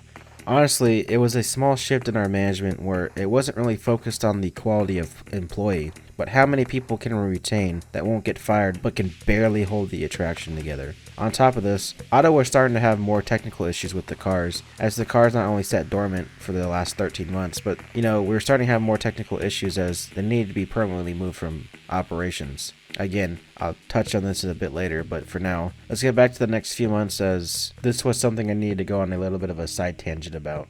Now, getting back to the story, July was also the start of having the mask requirement endorsed for everyone again. There was a ton of pushback, and honestly, it was the beginning of unruly guest behavior. It's crazy how many adults threw a fit like a goddamn toddler, all because they had to wear a piece of cloth around their face holes. We were having so many guest issues at Star Tours over this, and more people were willing to get in fights over it. Not like physical, but like verbal. I'm not going to get into all the crazy guest stories, as that would be a separate video depending on, how this one does. Enough of that though. As we inched into August, the good news had finally come around. They were now going to start retraining everyone at Monorail, starting with the highest to lowest seniority, and based off their availability. Well, I wouldn't see this until September technically, but it was great that it was finally time to go back to my favorite attraction to work at. More and more of my coworkers were starting to get retrained at the attraction, and starting to work out all the kinks with the trains. After all the leads and trainers were brought back, it was now time to kick it into overdrive, as the monorails were going to be opening up in the next few months. September finally came, and I got my turn to be back up at the monorail. It was closer to the end of September, but it finally appeared on my schedule, and I was excited to come back up. Now, it's a great thing that this is happening and all, but something seems off. Oh yeah, the power to the beam broke a day before my training and was out the entire week I was supposed to train. So my training was cancelled, and I was banished back to the auto realm to deal with the smooth brain new hires. Since I was persistent, I called every day to get it rescheduled, and my harassment paid off, as they finally had a morning training set open up, which meant I had to be up bright and early at 6 a.m. for 3 days. Not a big deal though, as I got to be up at the monorail again for early to mid-October. Chapter 13, Back at the Monorail. The time had finally come where I was finally back at the monorail. I won't go into detail about training again, but just know this time around, I was retrained by one of the core leads at the attraction, and there was a bit of a different operating pattern at the monorails for now. First being that we close at 7 p.m. every day, regardless of whenever the park closes. Now you may think, oh, budget cuts and such, but it was because the monorail maintenance team did not have their full team back yet. Most of them were forced to retire during the pandemic, and upon returning, their numbers were much less, as well as the new ones didn't have the experience yet, as they were still training new people. If you're wondering why that matters, well, if the trains have any technical issues, they are the ones to respond to it. The monorail have their own maintenance team called the Monorail Shop cast members. Adding on to this, the trains were still having a ton of problems too, as most of the parts for the trains were just salvaged off another train. If you recall, one of the trains is usually under refurbishment while the other two operate. Well, that refurbishment train was actually the parts train, as the companies that supplied parts to fixing the attractions sort of went out of business during the pandemic. Honestly, I don't blame them for making one of the trains a scavenge train, but I really wish the company would, invest their money back into attractions. This is talking on a present time too, as it's still kind of an issue as of me leaving. Now, I just want to emphasize that I'm only seeing this on a surface level, and this information may not be 100% true, as one of those games of telephone. I heard it from someone else who's heard it from someone else that heard it from a shop cast member and such. You know how it goes. Now anyway, getting back to the Monorail reopening. I was signed off within 2 days as I knew the bare basics of the attraction and just went over a few things like when I was retraining. On top of that, my day 3 was actually a training day, but not really because I didn't want to go back to auto or tours yet. This day was also the day that management was like, "Oh hey guys, we're gonna actually open on Friday, my dudes." Oh yeah, that sounds like a great idea, except one of the trains had to be towed this morning and the other one is just hanging on barely by a thread. The lead said pretty much we needed like another minimum of a month of cycling, but you know how it is with management. "Our bosses want our numbers up, so you just gotta do it, okay bub?" One of the media cast members was also recording and taking pictures this day to show all the resort that the Monorail was going to reopen soon. I even got a little interview for a backstage video about how I felt that the trains are reopening soon. My response was that I'm glad Tomorrowland is finally on the move again. Now, it was time for reopening on October 15th, and the question is, did I work that day? No, I wanted to, but I wasn't scheduled to work that day. From what I heard, it wasn't a good day for operations, as the red train was having a bunch of technical issues. Not really surprised, as it's the oldest train in the fleet, as well as the worst train to drive. If anyone asked, it's blue is the best, orange is alright, and red is terrible. Now, as a passenger, you probably couldn't tell, but as a driver, you could tell how each of them operate. And if you know, you know. Well, closing at 7 p.m. every day and requiring masks while riding was the new complaints of us being reopened. On top of that, we were originally letting passengers ride in the tail cone, but due to AC issues and vloggers calling out our terrible operations as well as saying nasty stuff about cast members up there, caused them to ban both the nose and tail outright. Yes, the virus going around was the biggest factor, but because some clown in a hat decided to record Red having technical issues meant managers said no more. I get protecting the brand, but anyone could have recorded that in any of the cabins and not just the nose or tail. Yes, actually my speculations from my surface level operations video about the nose and tail were actually the reasons it closed. Not all of them are 100% true, but they aren't 100% false either. Having 3 attractions under my belt again felt great, and having that opportunity to have a schedule with variety was a good feeling. That is, if they gave variety out. Usually when you asked to work an attraction, it was the only attraction you work instead of getting a healthy mix of all of your attractions. It's why Space Mountain cast members are always grumpy, because they're always stuck here. We call it the black hole attraction, as once you learn it, you would never leave unless you had high seniority. On top of that, Monorail only had a few handful of people that knew the attraction when we reopened, and trading shifts was sort of hard. We didn't start training new people until the new year started, but I'll get to that in a bit. Things were starting to go well again. I had 3 attractions, I had a kid on the way, and I was starting to feel good about my job again. Now, my only concern was getting full-time before my kid was born. Also, no, I didn't know the gender yet, as they were always facing away when we did the ultrasound. All I knew is that they were healthy and they were expected in April, so my deadline was to have something better or full-time by then.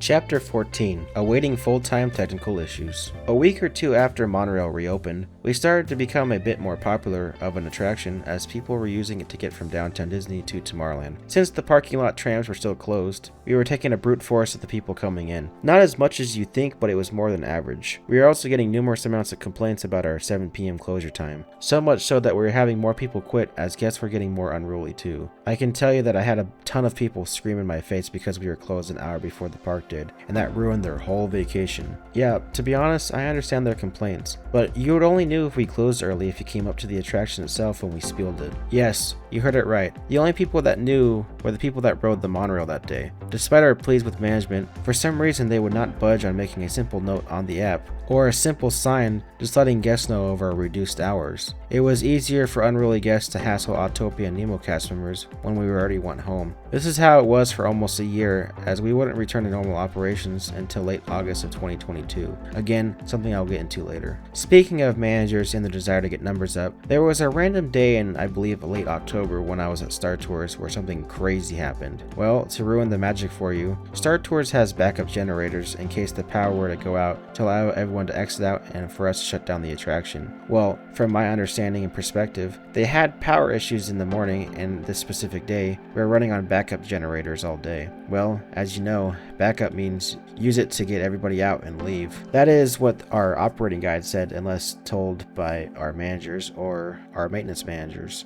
Well, I guess it was just easier for us to run on this, and eventually something was going to give. Now, I want to make it crystal clear that nobody got hurt and nothing bad happened. The attraction just lost power in the early evening, causing the whole building to go dark for at least a good hour. Believe it or not, I was in the first cabin when the power went out, as I was ready to send out my flight with 2 other cast members. The doors randomly shut, and I thought our cabin was going to launch or something. It turned out the power went out, but luckily our entrance and exit ramps were already down, and we were let out within like 30 minutes or so. Now, it wasn't too lucky for the second and third cabins, as they were suspended in flight. The third cabin had to be evacuated by ladder from the fire department, and the second cabin was able to manually pump the ramps down, as there was a person that needed a wheelchair to exit. The whole process was about like 3 hours tops, and it was just a surreal experience that, could have been avoided if our managers just followed our operating guide, instead of caring about our numbers and such. There's also a guest story I have to tell, but I'm going to save that for a different video. Now, I want to make it clear again that this is just from what I was seeing in my observations, and I honestly don't know how it is like for our managers.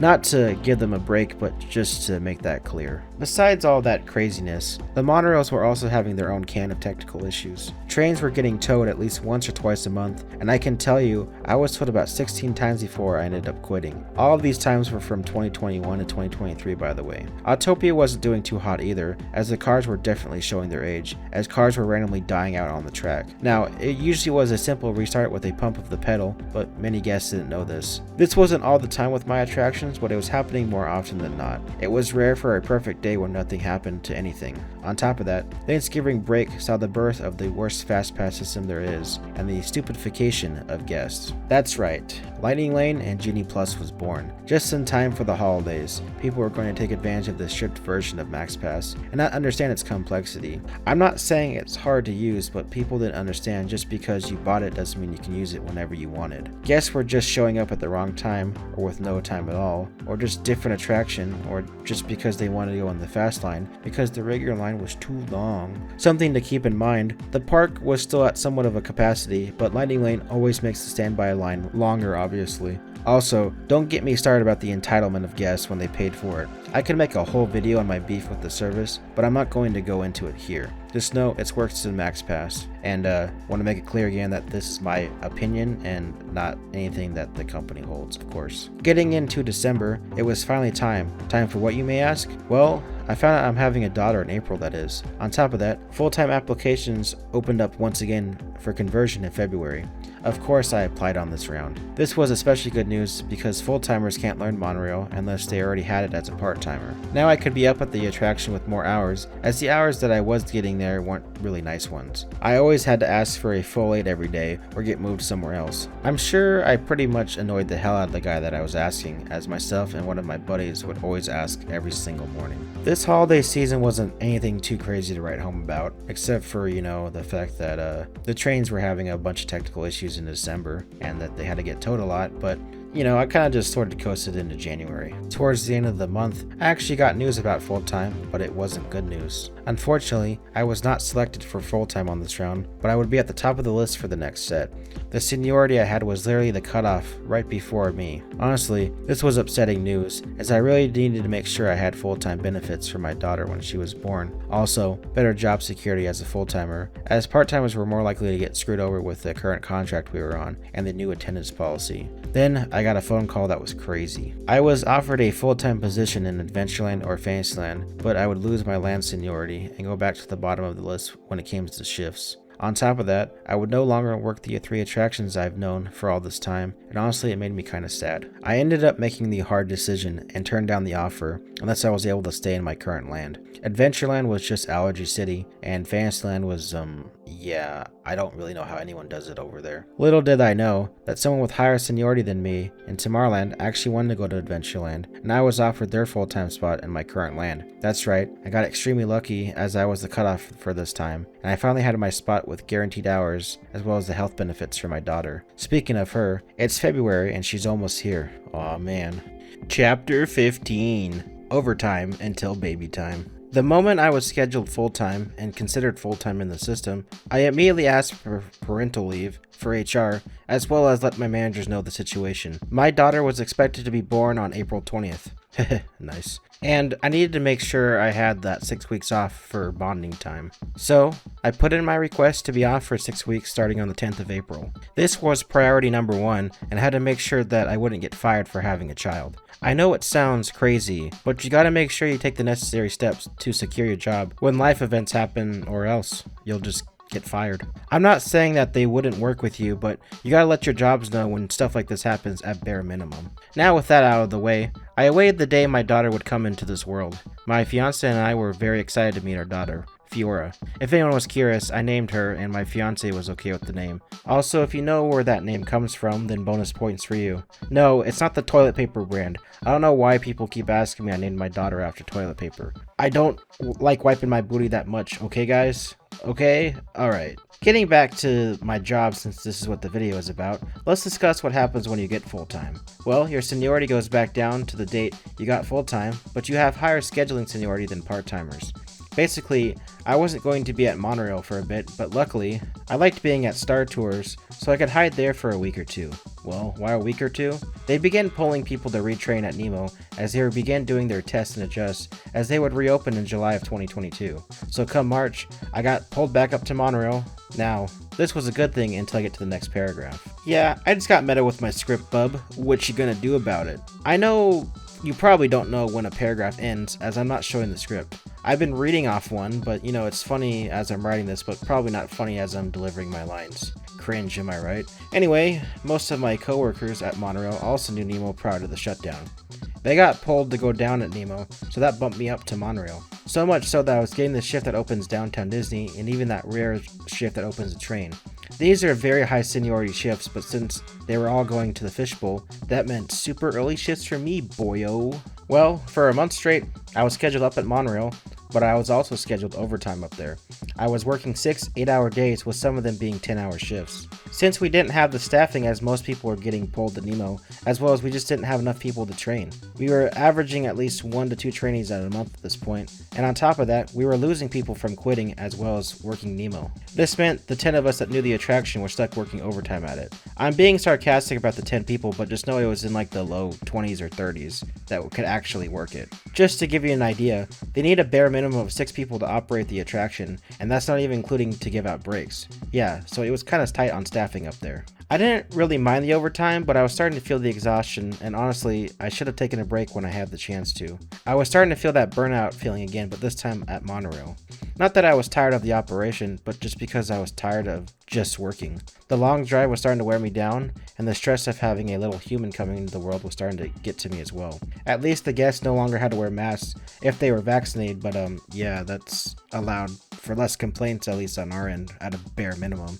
Sorry for the interjection, but oh yeah, then a weird day happened at the Monorail. Now, I said I wasn't going to tell guest stories in this video, but this one is related to the next thing that happened. Well, about 2 weeks before I was originally supposed to go on to leave, I ended up fracturing my left wrist. Now, how did that happen? Well, to be honest, it was just me being a stupid dumb idiot. Let me explain. I was standing at the greeter position for Monorail as we were about to close for the evening, ready to put up the chain for the next 10 minutes as it was almost 7 o'clock. Well, a guest came up and told me that there were 2 teenagers in the Autopia license booth doing, stuff. And then I was like, oh. So I radioed my lead and told her to pick up the park phone, then walked over to that phone and had her call security as I told her the situation. She then told me to let her know when security was there. Now, 7 o'clock finally comes around, and I put the chain up, letting everyone know that we were closed. I then radioed the Autopia lead and let him know that there's a situation at the license booth. He and another manager made their way down and blocked off the booth until they were, done doing their, stuff. You're probably wondering, well, how did you fracture your wrist just standing there? Well, good observation, my chum, because I'm about to get there. Security arrived, and then I jumped the chain to call my lead back. Well, idiot me shouldn't have done that, as my foot caught the chain and I slammed down onto my left side. The brute force went into my left wrist and my poor phone that was in my pocket. Not only did I mess up my wrist pretty good, but I also totaled my phone. It was still functional, but the screen and the back were completely done, as my fat self wanted to test how gravity works. I'm joking, as my wrist was swollen and I could barely move it. It wasn't a good day, but the good news is security caught the hooligans doing the thing in the license booth. No, rope guy, they were not taking a picture. Shaking my head. Also, out of all the places to do that, and the license booth? The power of horny, am I right, gamers? You know, Disneyland is a place to bring your family and not make them. I don't understand.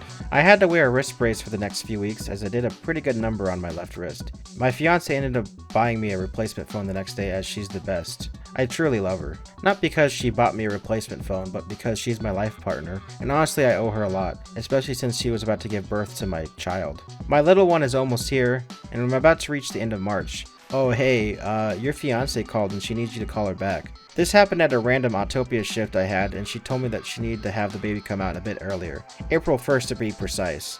I was in disbelief as my daughter was coming earlier than expected. And no, it was not an April Fool's joke again. Well, my last shift as a childless millennial was at the stinky car ride. Not only that, but my lead sent me for the second half of my shift to go help out at Space Mountain's Lightning Lane entrance, as they were super short-staffed. So not only was my last day at Autopia, but it was also at an attraction I didn't even know.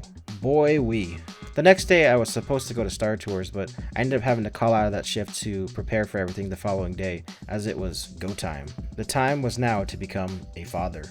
Chapter 16, Parental Leave. This part of the video will be more focused on my parental leave and such. There will be brief mentions of my job, but just know I'm talking about my kid in this one. So anyway, April 1st arrived, and we arrived at the hospital in the late afternoon, early evening time. They got my fiance all set up, and we just had to wait for the baby to come out on her own, with some assistance. Fast forward to late Monday morning, the 4th, the nurses and doctors said it was finally time to yank that baby out of there. And I'm not going to go into detail about how my child was born, but just know they did not yank that baby out of there. Basically, she had to get an emergency C-section because my daughter had a big head like me. There was no way she's going to come out of there naturally. Well, they pull my daughter out, and they raise her up saying, "Here's the baby!" She then got put into a different room and cleaned up to make sure everything was okay with her. Now, for personal reasons, I'm not going to go into more detail about this, but just know that she had to be in the hospital for another week just to be monitored and such due to the last minute change of her birth. She was healthy and there was no real issues with her. My fiance also had to recover for a few days, and I went back and forth between their rooms and the hospital just to make sure my two ladies were okay. Well, after things calmed down a bit, I got an email saying that my personal leave hadn't gone through yet. Oh no. Apparently, my managers didn't even sign the paperwork for my leave, and I had to make a bunch of phone calls to get that sorted out. I know I left a bit earlier than my intended leave, but I was able to give away all my shifts, as I still had those trade-offs for this type of reason. Basically, this was something that I didn't need to stress over, but luckily, HR was able to get everything sorted out, as they understood all the last-minute changes. Now, fast forward to my actual leave and bringing my daughter home a week after her birth. It was time to survive. Yeah, you heard that right, survive. Newborns pretty much wake up every 4 hours to do their business and eat. On top of that, my fiance was still recovering, and oh yeah, I have a fractured wrist, so I'm down an arm. Nonetheless, I made it, and my daughter's doing very well. She's almost 2 as of recording this. Anyway, my 6 weeks are almost up, and we got back to work. I look at my schedule, and I have a small amount of variety for my first week, but then immediately back to the 6 days a week for more overtime. Yeah, this isn't going to be fun, especially with having a newborn baby and a jacked up sleep schedule. At least I had the help from my parents and my fiance's parents as well. Chapter 17, Trying Again for Leadership. It was almost the middle of May, and I returned to work. My first shift back was at Autopia, and I had to get updated on new things while I was gone, as the resort had some changes. Nothing that needs to be discussed here, but it took the first hour of my shift, so that was nice. The next day I was back at Star Tours, and then I was back to being at Monorail. This is going to sound a little crazy, but I spent the next 2 to 3 weeks just doing overtime because of the little staffing that we had, as everyone was getting drowned in the fishbowl. Not literally, but everybody was getting sick down there, which was causing people that finally made it back up to Monorail to get yanked back down to the biohazard zone. Yeah, fun times. At least they aren't open with guests yet. Well, the end of July finally came and Nemo reopened to the public. It was kind of a last minute thing as they weren't entirely ready from what I heard, but you know, oh well. The walls came down around the monorail station and it felt open again. Oh yeah, there was a big blue tarp around the monorail station for the longest time to hide Nemo's construction. I got so used to it being up there that when I got removed it was super weird. Now that I'm back and have a real responsibility, I decided it would be best to show more interest in joining the leadership team. This means I would either be a lead or a trainer at one of my 3 attractions. Which one? You'll find out! Starting off with Auto, I've applied to be a trainer here since I returned from the pandemic.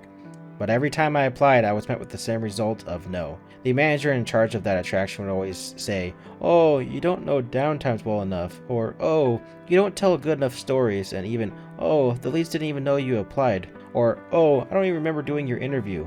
Yeah, I never really got a straightforward answer, but to be honest, I just gave up on this attraction as it was getting me nowhere. The good news is one of my friends got trainer at this attraction, and I was pretty happy for him. Now moving on to tours. I applied to be a trainer here, and I had a very nice interview where the manager who talked to me was very happy with my results. I knew the attraction, and even the leads were okay with me being part of the leadership team. There was just one problem. I wasn't here enough, but it shouldn't be an issue just because no one had anything bad to say about my performance. Well, why didn't I get at this attraction?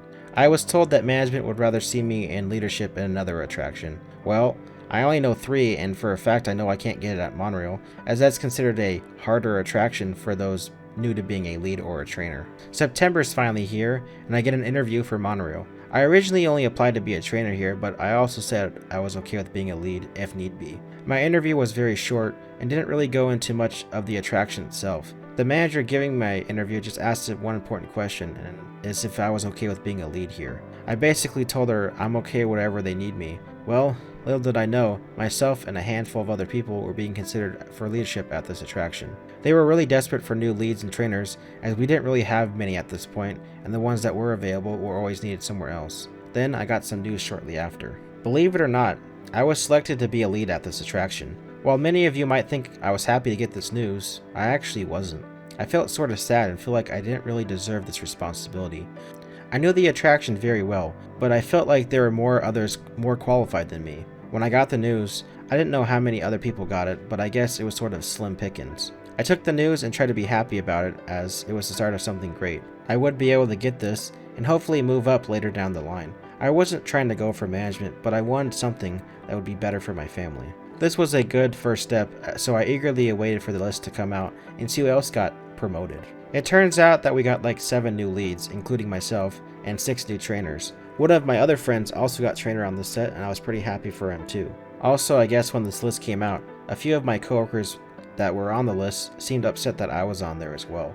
One even went up to management to complain about me being on the list, but nothing really happened out of that. I don't blame him, for as far as I know, I wasn't a top choice, but I guess the leadership team fought for me. I was going to try and make the best out of it, and do good for the attraction. Now, just to rewind a little bit, the reason people weren't happy with me being on the list is I was sort of notorious for playing pranks. Every once in a blue moon, we would all mess with each other and put the train into reverse for an unsuspecting pilot to go backwards to. To be fair, per our operating guide, you were supposed to make sure the train was in forward before going, so technically, we didn't do anything wrong. Now, myself and a few others didn't do this all the time, but we did get a reputation as it was something we all did a lot prior to the pandemic. Just a harmless prank that really didn't do too much. Most people would just slap it into forward and go without making a fuss over it. Others would also whine about it, but we would mainly only do it to our friends and not their random coworkers. I worked with a few narcs up at the attraction that were incredibly lazy, but would get mad when someone else was having fun. Sometimes we would just prank these narcs because, loosen up a little bit, you square. Yeah, I know this probably wasn't the reason I was a top choice with a few individuals, but most of my coworkers had my back. I would step up into this role and cut back on the horseplay a bit, as it was time to become a leader at the Monorail. Chapter 18, Lead Training. In case anyone is a bit confused, a lead for an attraction is just the supervisor that makes sure everyone does their job, as well as goes to break on time. Pretty much a glorified babysitter depending on the attraction. The hierarchy goes as follows: attractions host, attractions lead, stage manager, area manager, and land manager. Obviously, the manager positions are a little bit different, as they don't normally run the attractions but have the knowledge if need be. Managers would jump into our rotation if staffing needs it, or if nothing else is going on. Most of the time, managers are usually up in their office taking care of the babies at Space Mountain. I'm not going to go on why Space Mountain has metaphorical babies, but their office was attached to it, so they were always over there. Getting back on topic, leads are just normal cast members with a bit more responsibility. I started my training for the cast deployment system and eventually got my shadowing sets. 2 days of opening and 2 days of closing.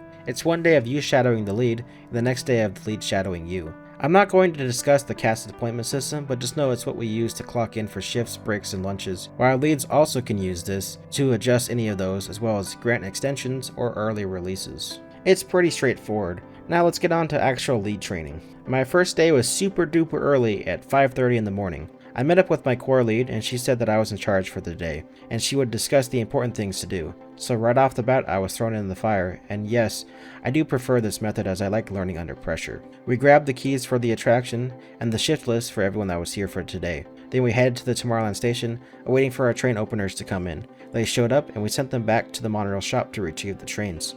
As more of the team started to show up for their opening positions, the first train comes in and we notice a little bit of a problem with our dispatch light. What's the problem, you may ask? Well, it's not turning on, and that's a problem. When the train comes into the station, the dispatch light is supposed to flash red and go solid red when the train is fully indexed in the station. Well, this light wasn't working and we had to stop our operations to get this fixed, as it's crucial to our operations.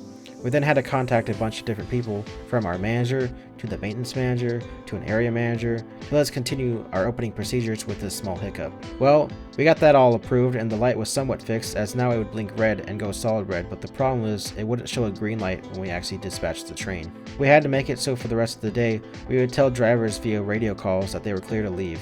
After all of that, we took a quick break and the rest of the shift went kinda smoothly. At the end, we prepared our end of shift report and left for the next day. The next day was the same issue again, but this time the dispatch light was blinking green when it came into the station and would go solid green when the train was indexed. I guess it was opposite day up here, but luckily they were able to get it fixed, but the downside is now the dispatch light itself is a green color instead of its old blue color. Not the light bulbs, but the thing the light bulbs are inside of. Just a fun fact, it's still like this as of me leaving in December of 2023. You can even see it in my Monorail video. So it was me who approved that, as if it works, who cares what color it is. Anyway, this day was also smooth besides that one small hiccup, and the next day I was off, so I returned the following day for my first day of closing. Well, this day was the easiest lead shift I've ever had, and even if I was shadowing. Why, you may ask? Well, it was a lightning storm my entire shift, so nothing happened, as the trains can't run during big zaps in the sky. So on to the final day, where it was very smooth again, and everything ran with no issues. By the end of it, my lead signed me off and said I was ready to be a lead at the attraction. I was now the second lead to be signed off from that big list, and I waited for my time to shine. Spoiler alert, it would only be like 2 weeks as other people were training. Chapter 19, The Joys of Leadership. After over 3 years with the company, I finally got a leadership position and was starting to feel good about my job again. Before this, I was starting to feel unhappy as I felt like I wasn't really getting anywhere and was honestly thinking about quitting. Well, lucky for you, now we have more story to cover in this long old video, so yay. Around this time, on the personal life side, I was planning my wedding with my fiance as we had skipped a step by having a baby before marriage. Whoops. Now back to getting my first lead shift on my own was actually kind of out of the blue. It was in the early morning of a random day in late October, and I was told that I was going to be the closing lead now, as the original closer had called out. Yes, finally some action. That was a rough shift. My first shift I had 2 closers call out, and one of the trains had to be towed for technical issues. This is why I say red sucks, by the way. It was fine though, as I'm willing to roll with the punches, and I ended up extending out to someone and closed the position myself. Well, this would be a pattern as I started getting pulled into more shifts out of the blue. I wasn't complaining at all, but I ain't working for the days that I asked for off in November. Also being a pattern is that the fact that a train was getting towed pretty much every other day I was the lead. I don't know if they just hated me or just I was just the one dealing with all these issues with these hunks of metal that they were having. Regardless, I was able to manage what was thrown at me. We are now at the middle of November, and I finally got married to my girlfriend. We had been together for over 12 years at this point, and we also had a little baby that thought it was funny to scream. It was a nice wedding, as I hosted it at my mom's backyard, and my family was there, of course. I also invited my 2 friends from work, as well as my lifelong friend, as you know from some of my videos. Unfortunately, he was unable to attend my wedding for personal reasons, but I was able to attend his wedding a few months later. Well, now that I'm a married man, so that's neat, so we'll get back to the story now. As I returned to work, I got called up to the manager's office about something. I honestly had no idea what it was about, but I assumed it was for other positions I applied for. Nope.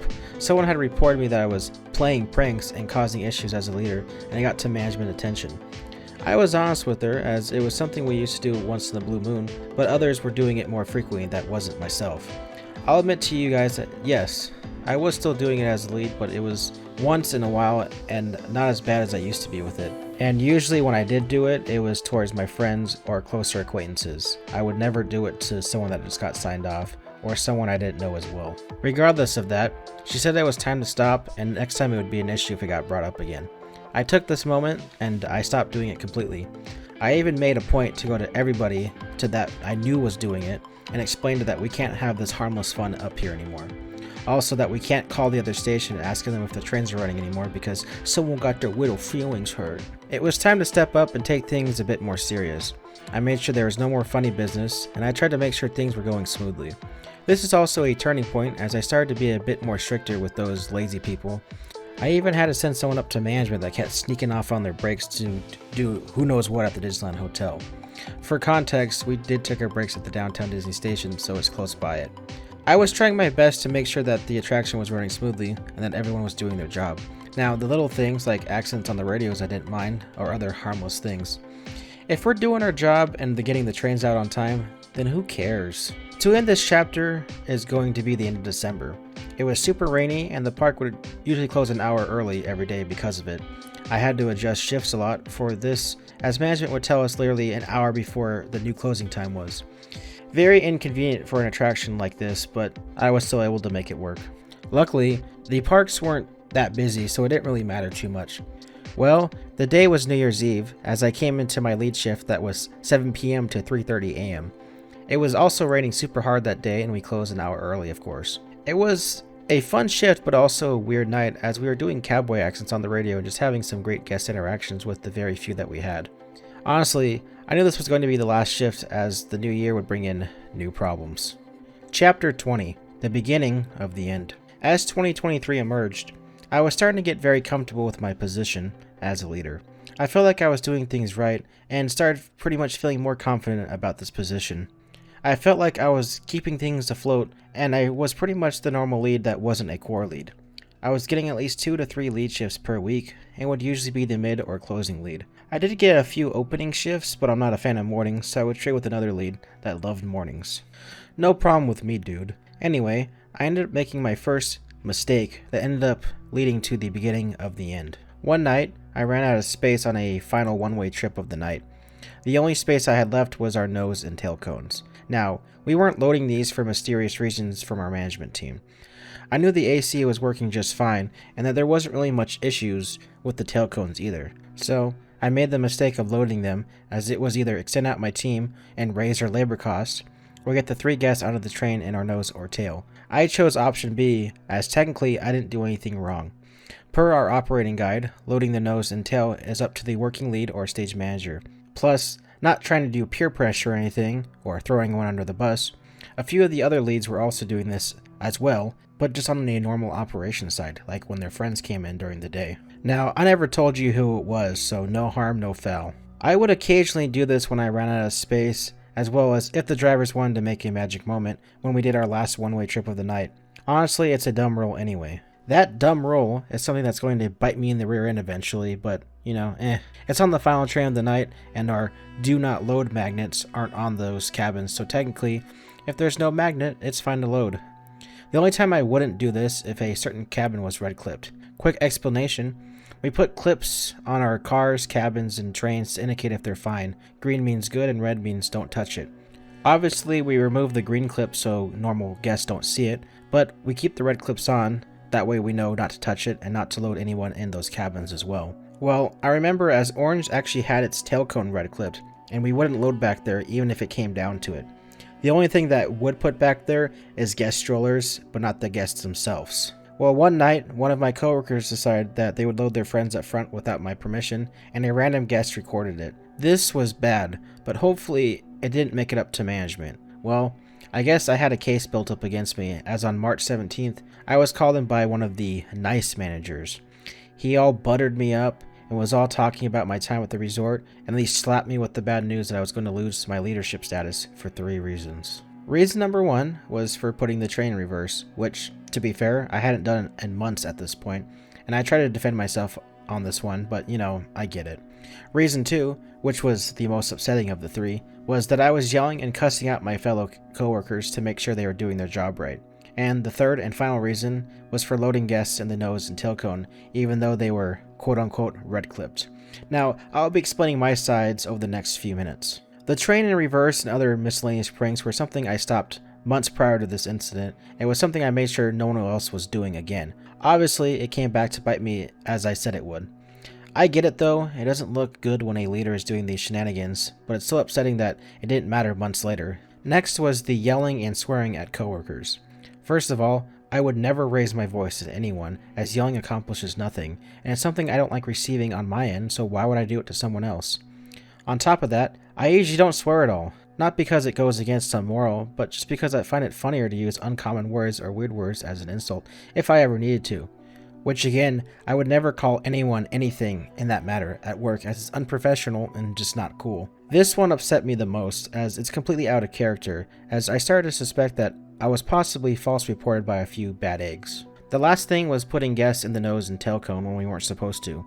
I was honest and I said I only did it a few times for the final one-way trip. They said since I loaded them into a red-clipped area is what really got me in trouble at the end of the day.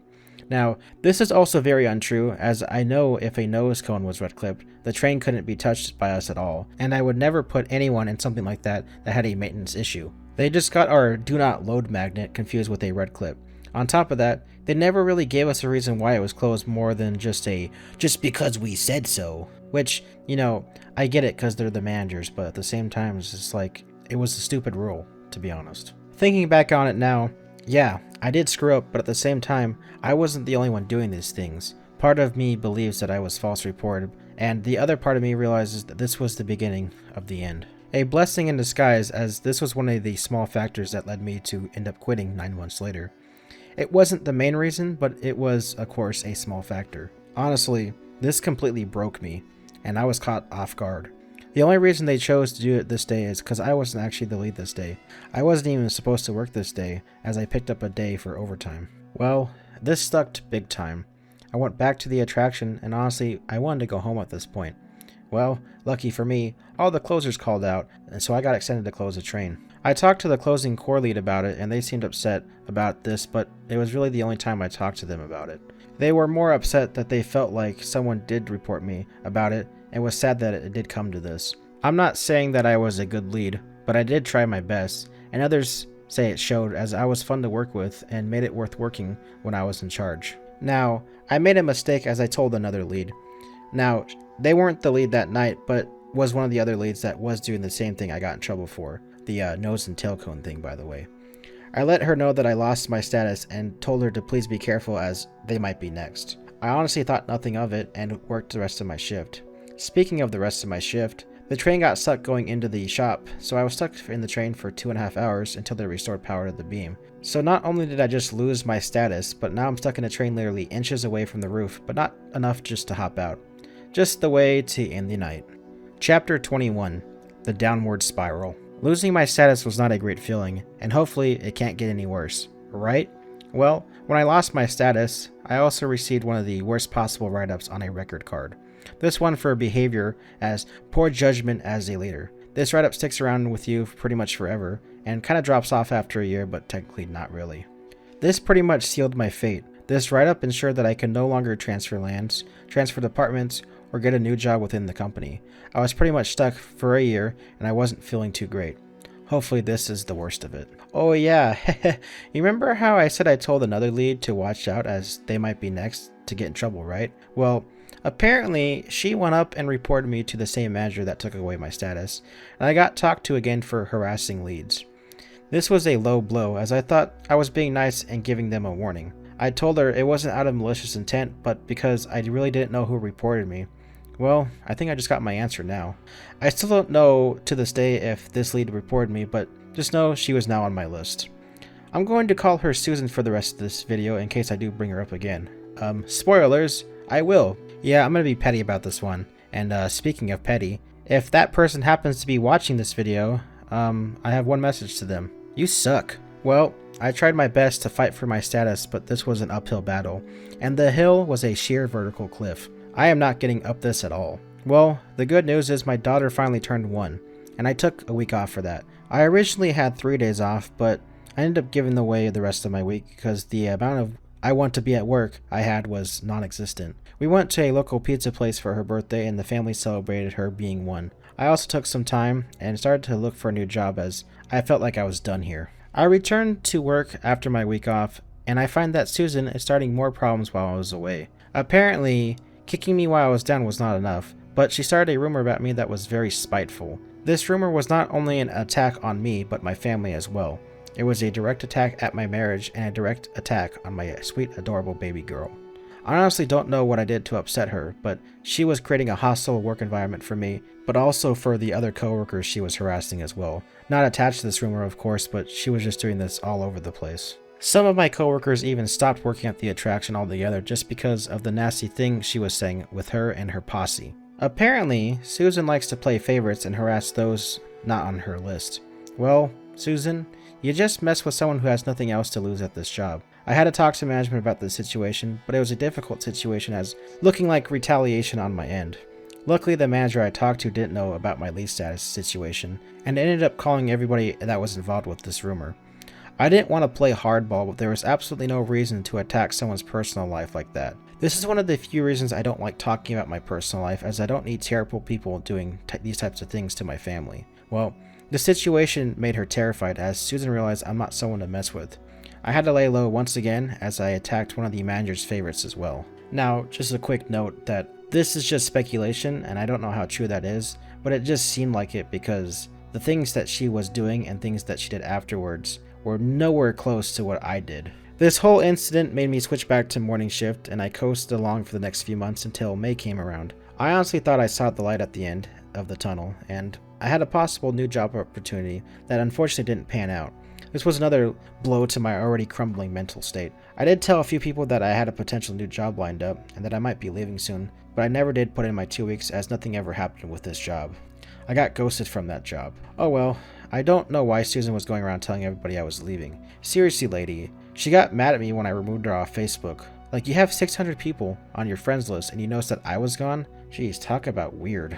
After all of this, it sort of was a blur, and more people were flabbergasted that I lost my status, as well as upset that I lost it. I mean, I was mad too, but it's something that I gave up on. I believe that management just took this opportunity to remove me from leadership. I don't know if it was petty revenge or making them look bad, as whenever there was a safety issue with the train, I made sure to take it offline. There was one day where one of the train's cabins was listing away from the station, so much so that a small child could slip in between the train itself and the station. They said they wanted me to have the train still in operation and just not to load that cabin. I said, no way, and I removed it. I ain't taking any chances when it comes to safety. Now, just a quick side note. Just for legal reasons, I do want to state that after this incident happened, they did realize that they were in the wrong and did apologize. Our managers aren't always at the attractions as much as we are, so when it comes to safety, they'd rather trust our judgment than theirs. I just felt like most of the management team didn't like me as much as I wasn't really a yes man or a butt kisser.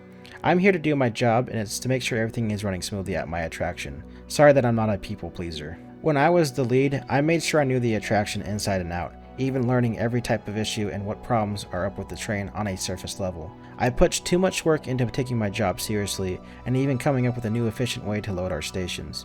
Well, that knowledge is now mine for the keeping, as I ain't sharing that with anyone anymore. Now, don't worry, I won't be doing anything crazy to the monorails. I probably won't visit the parks for a while after quitting too, but that's for a discussion towards the end of the video, possibly. On top of all of this, I was also starting to develop slight tendinitis in my right wrist from all the motion we had to do when driving the monorail. The repetitive motion and just being a PC gamer led to some pain that I have in my right wrist now. It was getting painful to the point where I didn't want to drive the trains anymore. I ended up having to wear a wrist brace for the next 6 weeks just to help reduce the pain. I also still have this pain now, but it's not as bad as it once was prior to being in the brace. Honestly, I wasn't feeling physically good either from the working nonstop for the past year and a half.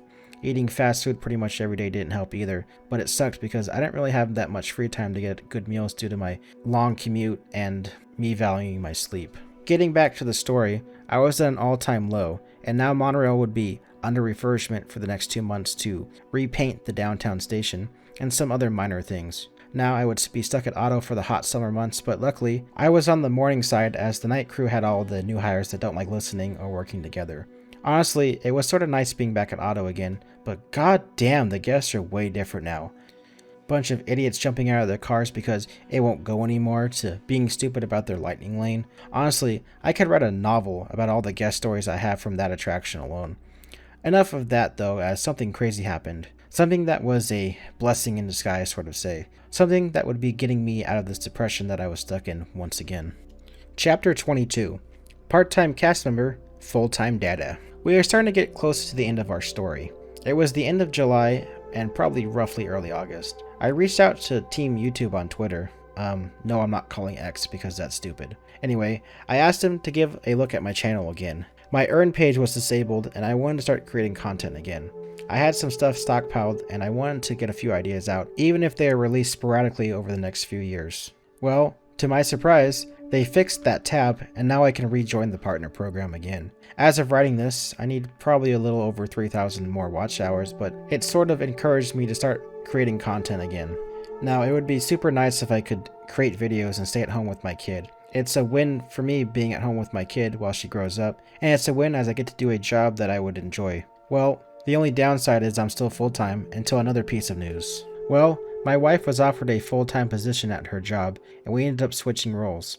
Now I was the full-time parent, as she was the full-time parent since my daughter was born. I was a little hesitant at first, but working less hours and being at work less was a good thing. I really didn't get to spend that much time with my kid the first year of her life because I was too busy working for this job, which I concluded that I was no longer happy at. Working weekends allowed me to spend more time with my kid and start making content again. I created some crazy work over the past few months and got something out at least once every 2 weeks, if not more. It's not making any money, but it's allowing me to be creative again. I started to carry a notebook around while I was at work, and I was writing down more ideas for future videos. Some of those ideas have already been turned into videos, while others are still being cooked up. Now, one of those ideas was something I had for a while, but with my eventual departure, I started to work on the side and did tons of research as well as use my own experience. You may ask, what on earth are you talking about? Well, my surface level operations video, of course. I wanted to make a video series explaining the attractions I worked at to help with common guest questions, as well as explain how the attractions I work at operate on a surface level. I filmed the series the last week of August and the first week of September. I then talked to a few coworkers and friends about the idea and made sure my scripts were very well written, as I wanted to make sure nothing I couldn't legally talk about was in it.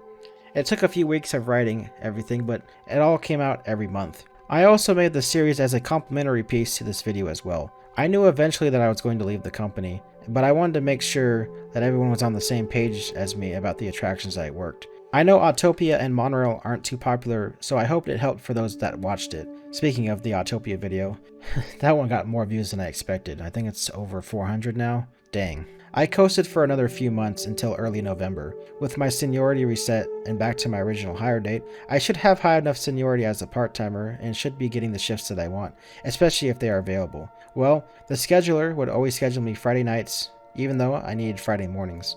The scheduler would give the short morning shifts new hires, even though I had the seniority for it at Auto and Star Tours. This was happening for weeks at this point, and to be honest, it got to the point where I started considering quitting every time the schedule dropped. To add on to this, I felt like I was eventually going to get in trouble for calling out even though I was using my sick time and excused time to pad my shifts. That would eventually run out, and I started to have to resort to using my unexcused times, which was the last month of my time here. A lot of my coworkers were getting fired for this attendance policy, as it was sort of extreme for part-timers. Call out 3 times and you're pretty much done. I'm being a little extreme here, but they weren't really working with schedule preferences anymore, especially with people that hired in way before me. I eventually concluded that in December, my last day would be the 16th.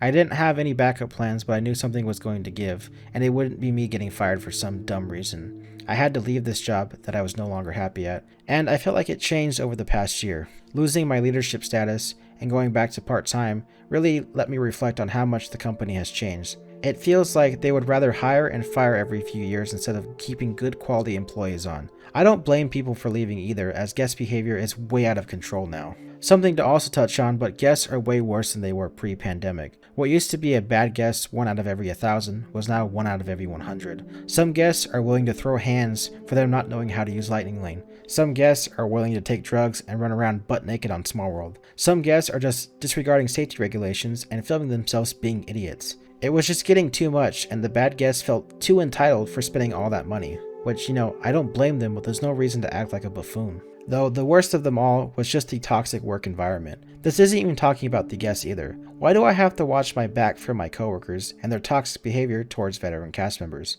Why can Susan take a 3-hour lunch and not be at the attraction at all for months on end, but I can't say anything because I'm just a negative person now?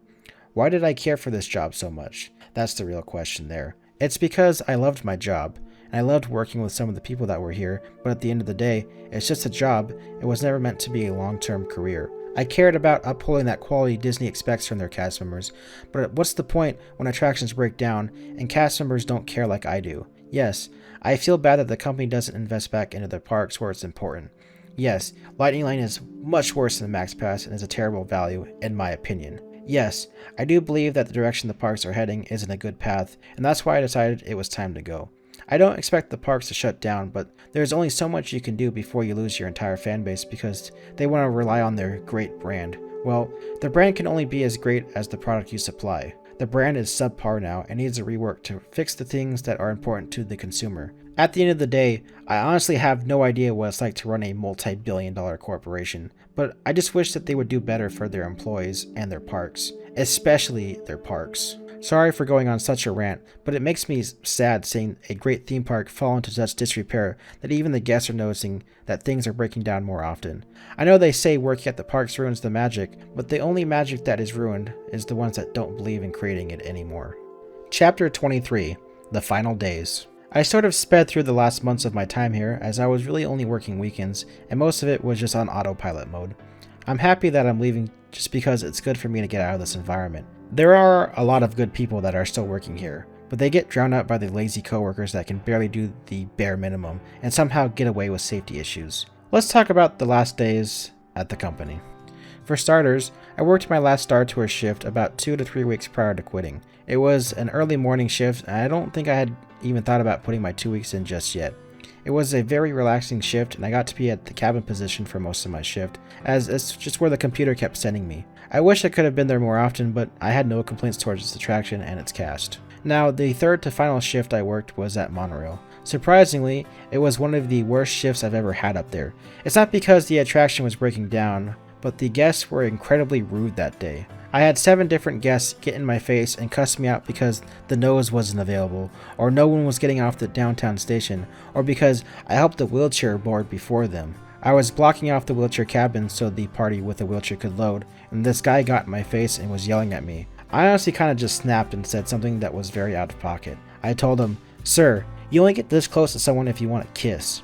He immediately backed off and went into a different cabin because I said it very loudly and in front of a full station. Like, bro, the train can't go anywhere until everyone is off the platform. You waiting an extra minute isn't going to kill you. It was just one of those days where we were busy and guests were going to be angry just because. Now, let's move on to the next day. I was originally scheduled for a Friday shift and was going to call out of it, but someone traded me their Thursday shift last minute. I was able to work it, and for my second to last shift, I ended up working at Autopia.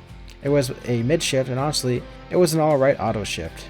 Nothing too crazy, and it felt nice knowing that this would be my last shift at this attraction. I also told a few longtime coworkers that it would be my final auto shift, and pretty much it was my last week working with the company.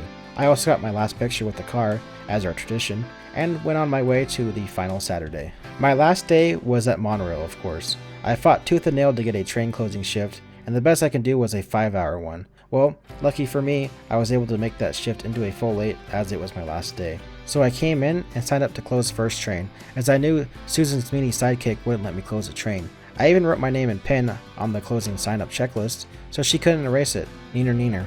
The shift was a bittersweet end, as nothing super crazy happened, and I got to close with one of my friends as he was the closing lead that night. Now, I didn't pull any shenanigans even though it was my last day, but I did do a few funny voices on the radio.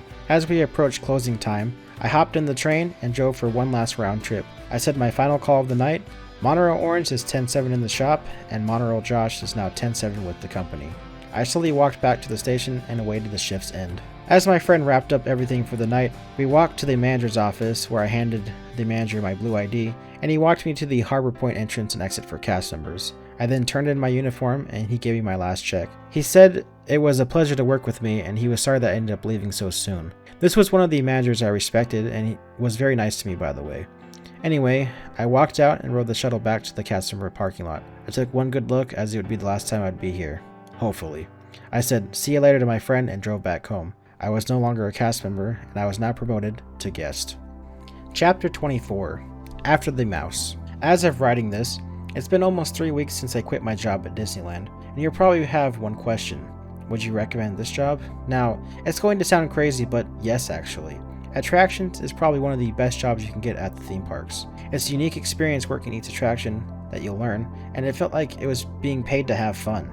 I enjoyed working with my coworkers that actually did their job, and driving those silly little monorails around was a great time. I do miss it sometimes, but I felt like making this jump was the right decision for my mental health. Overall, I don't hate Disneyland, and I do have a ton of respect for everyone that can make the theme parks as good as they can be.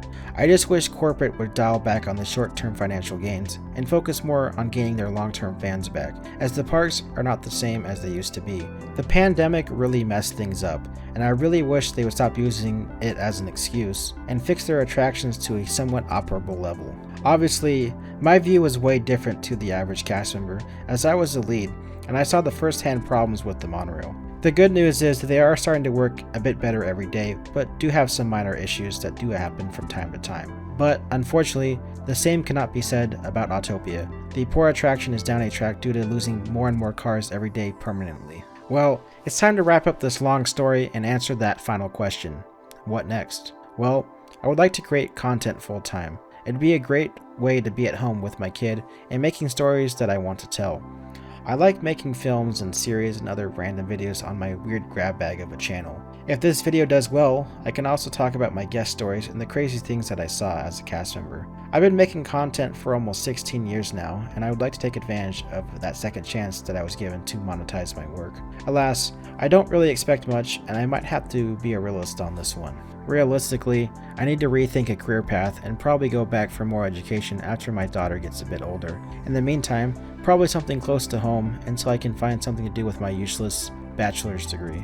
I don't know what the future holds for me, as I really need to rethink my life choices after being at Disney for so long. I believed that I could move up and get something that could support my family.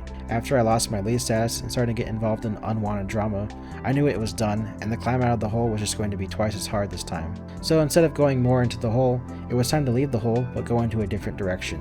Where is this journey going to take me? Honestly, who knows, but at least I'll have my family by my side along the way.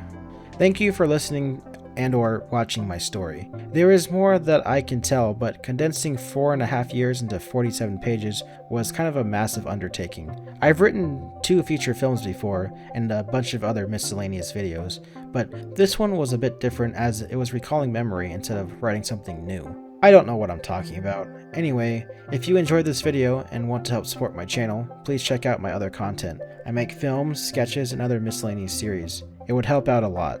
Thank you for everyone that made it this far, and we'll see what happens next time in this wonderful world of color.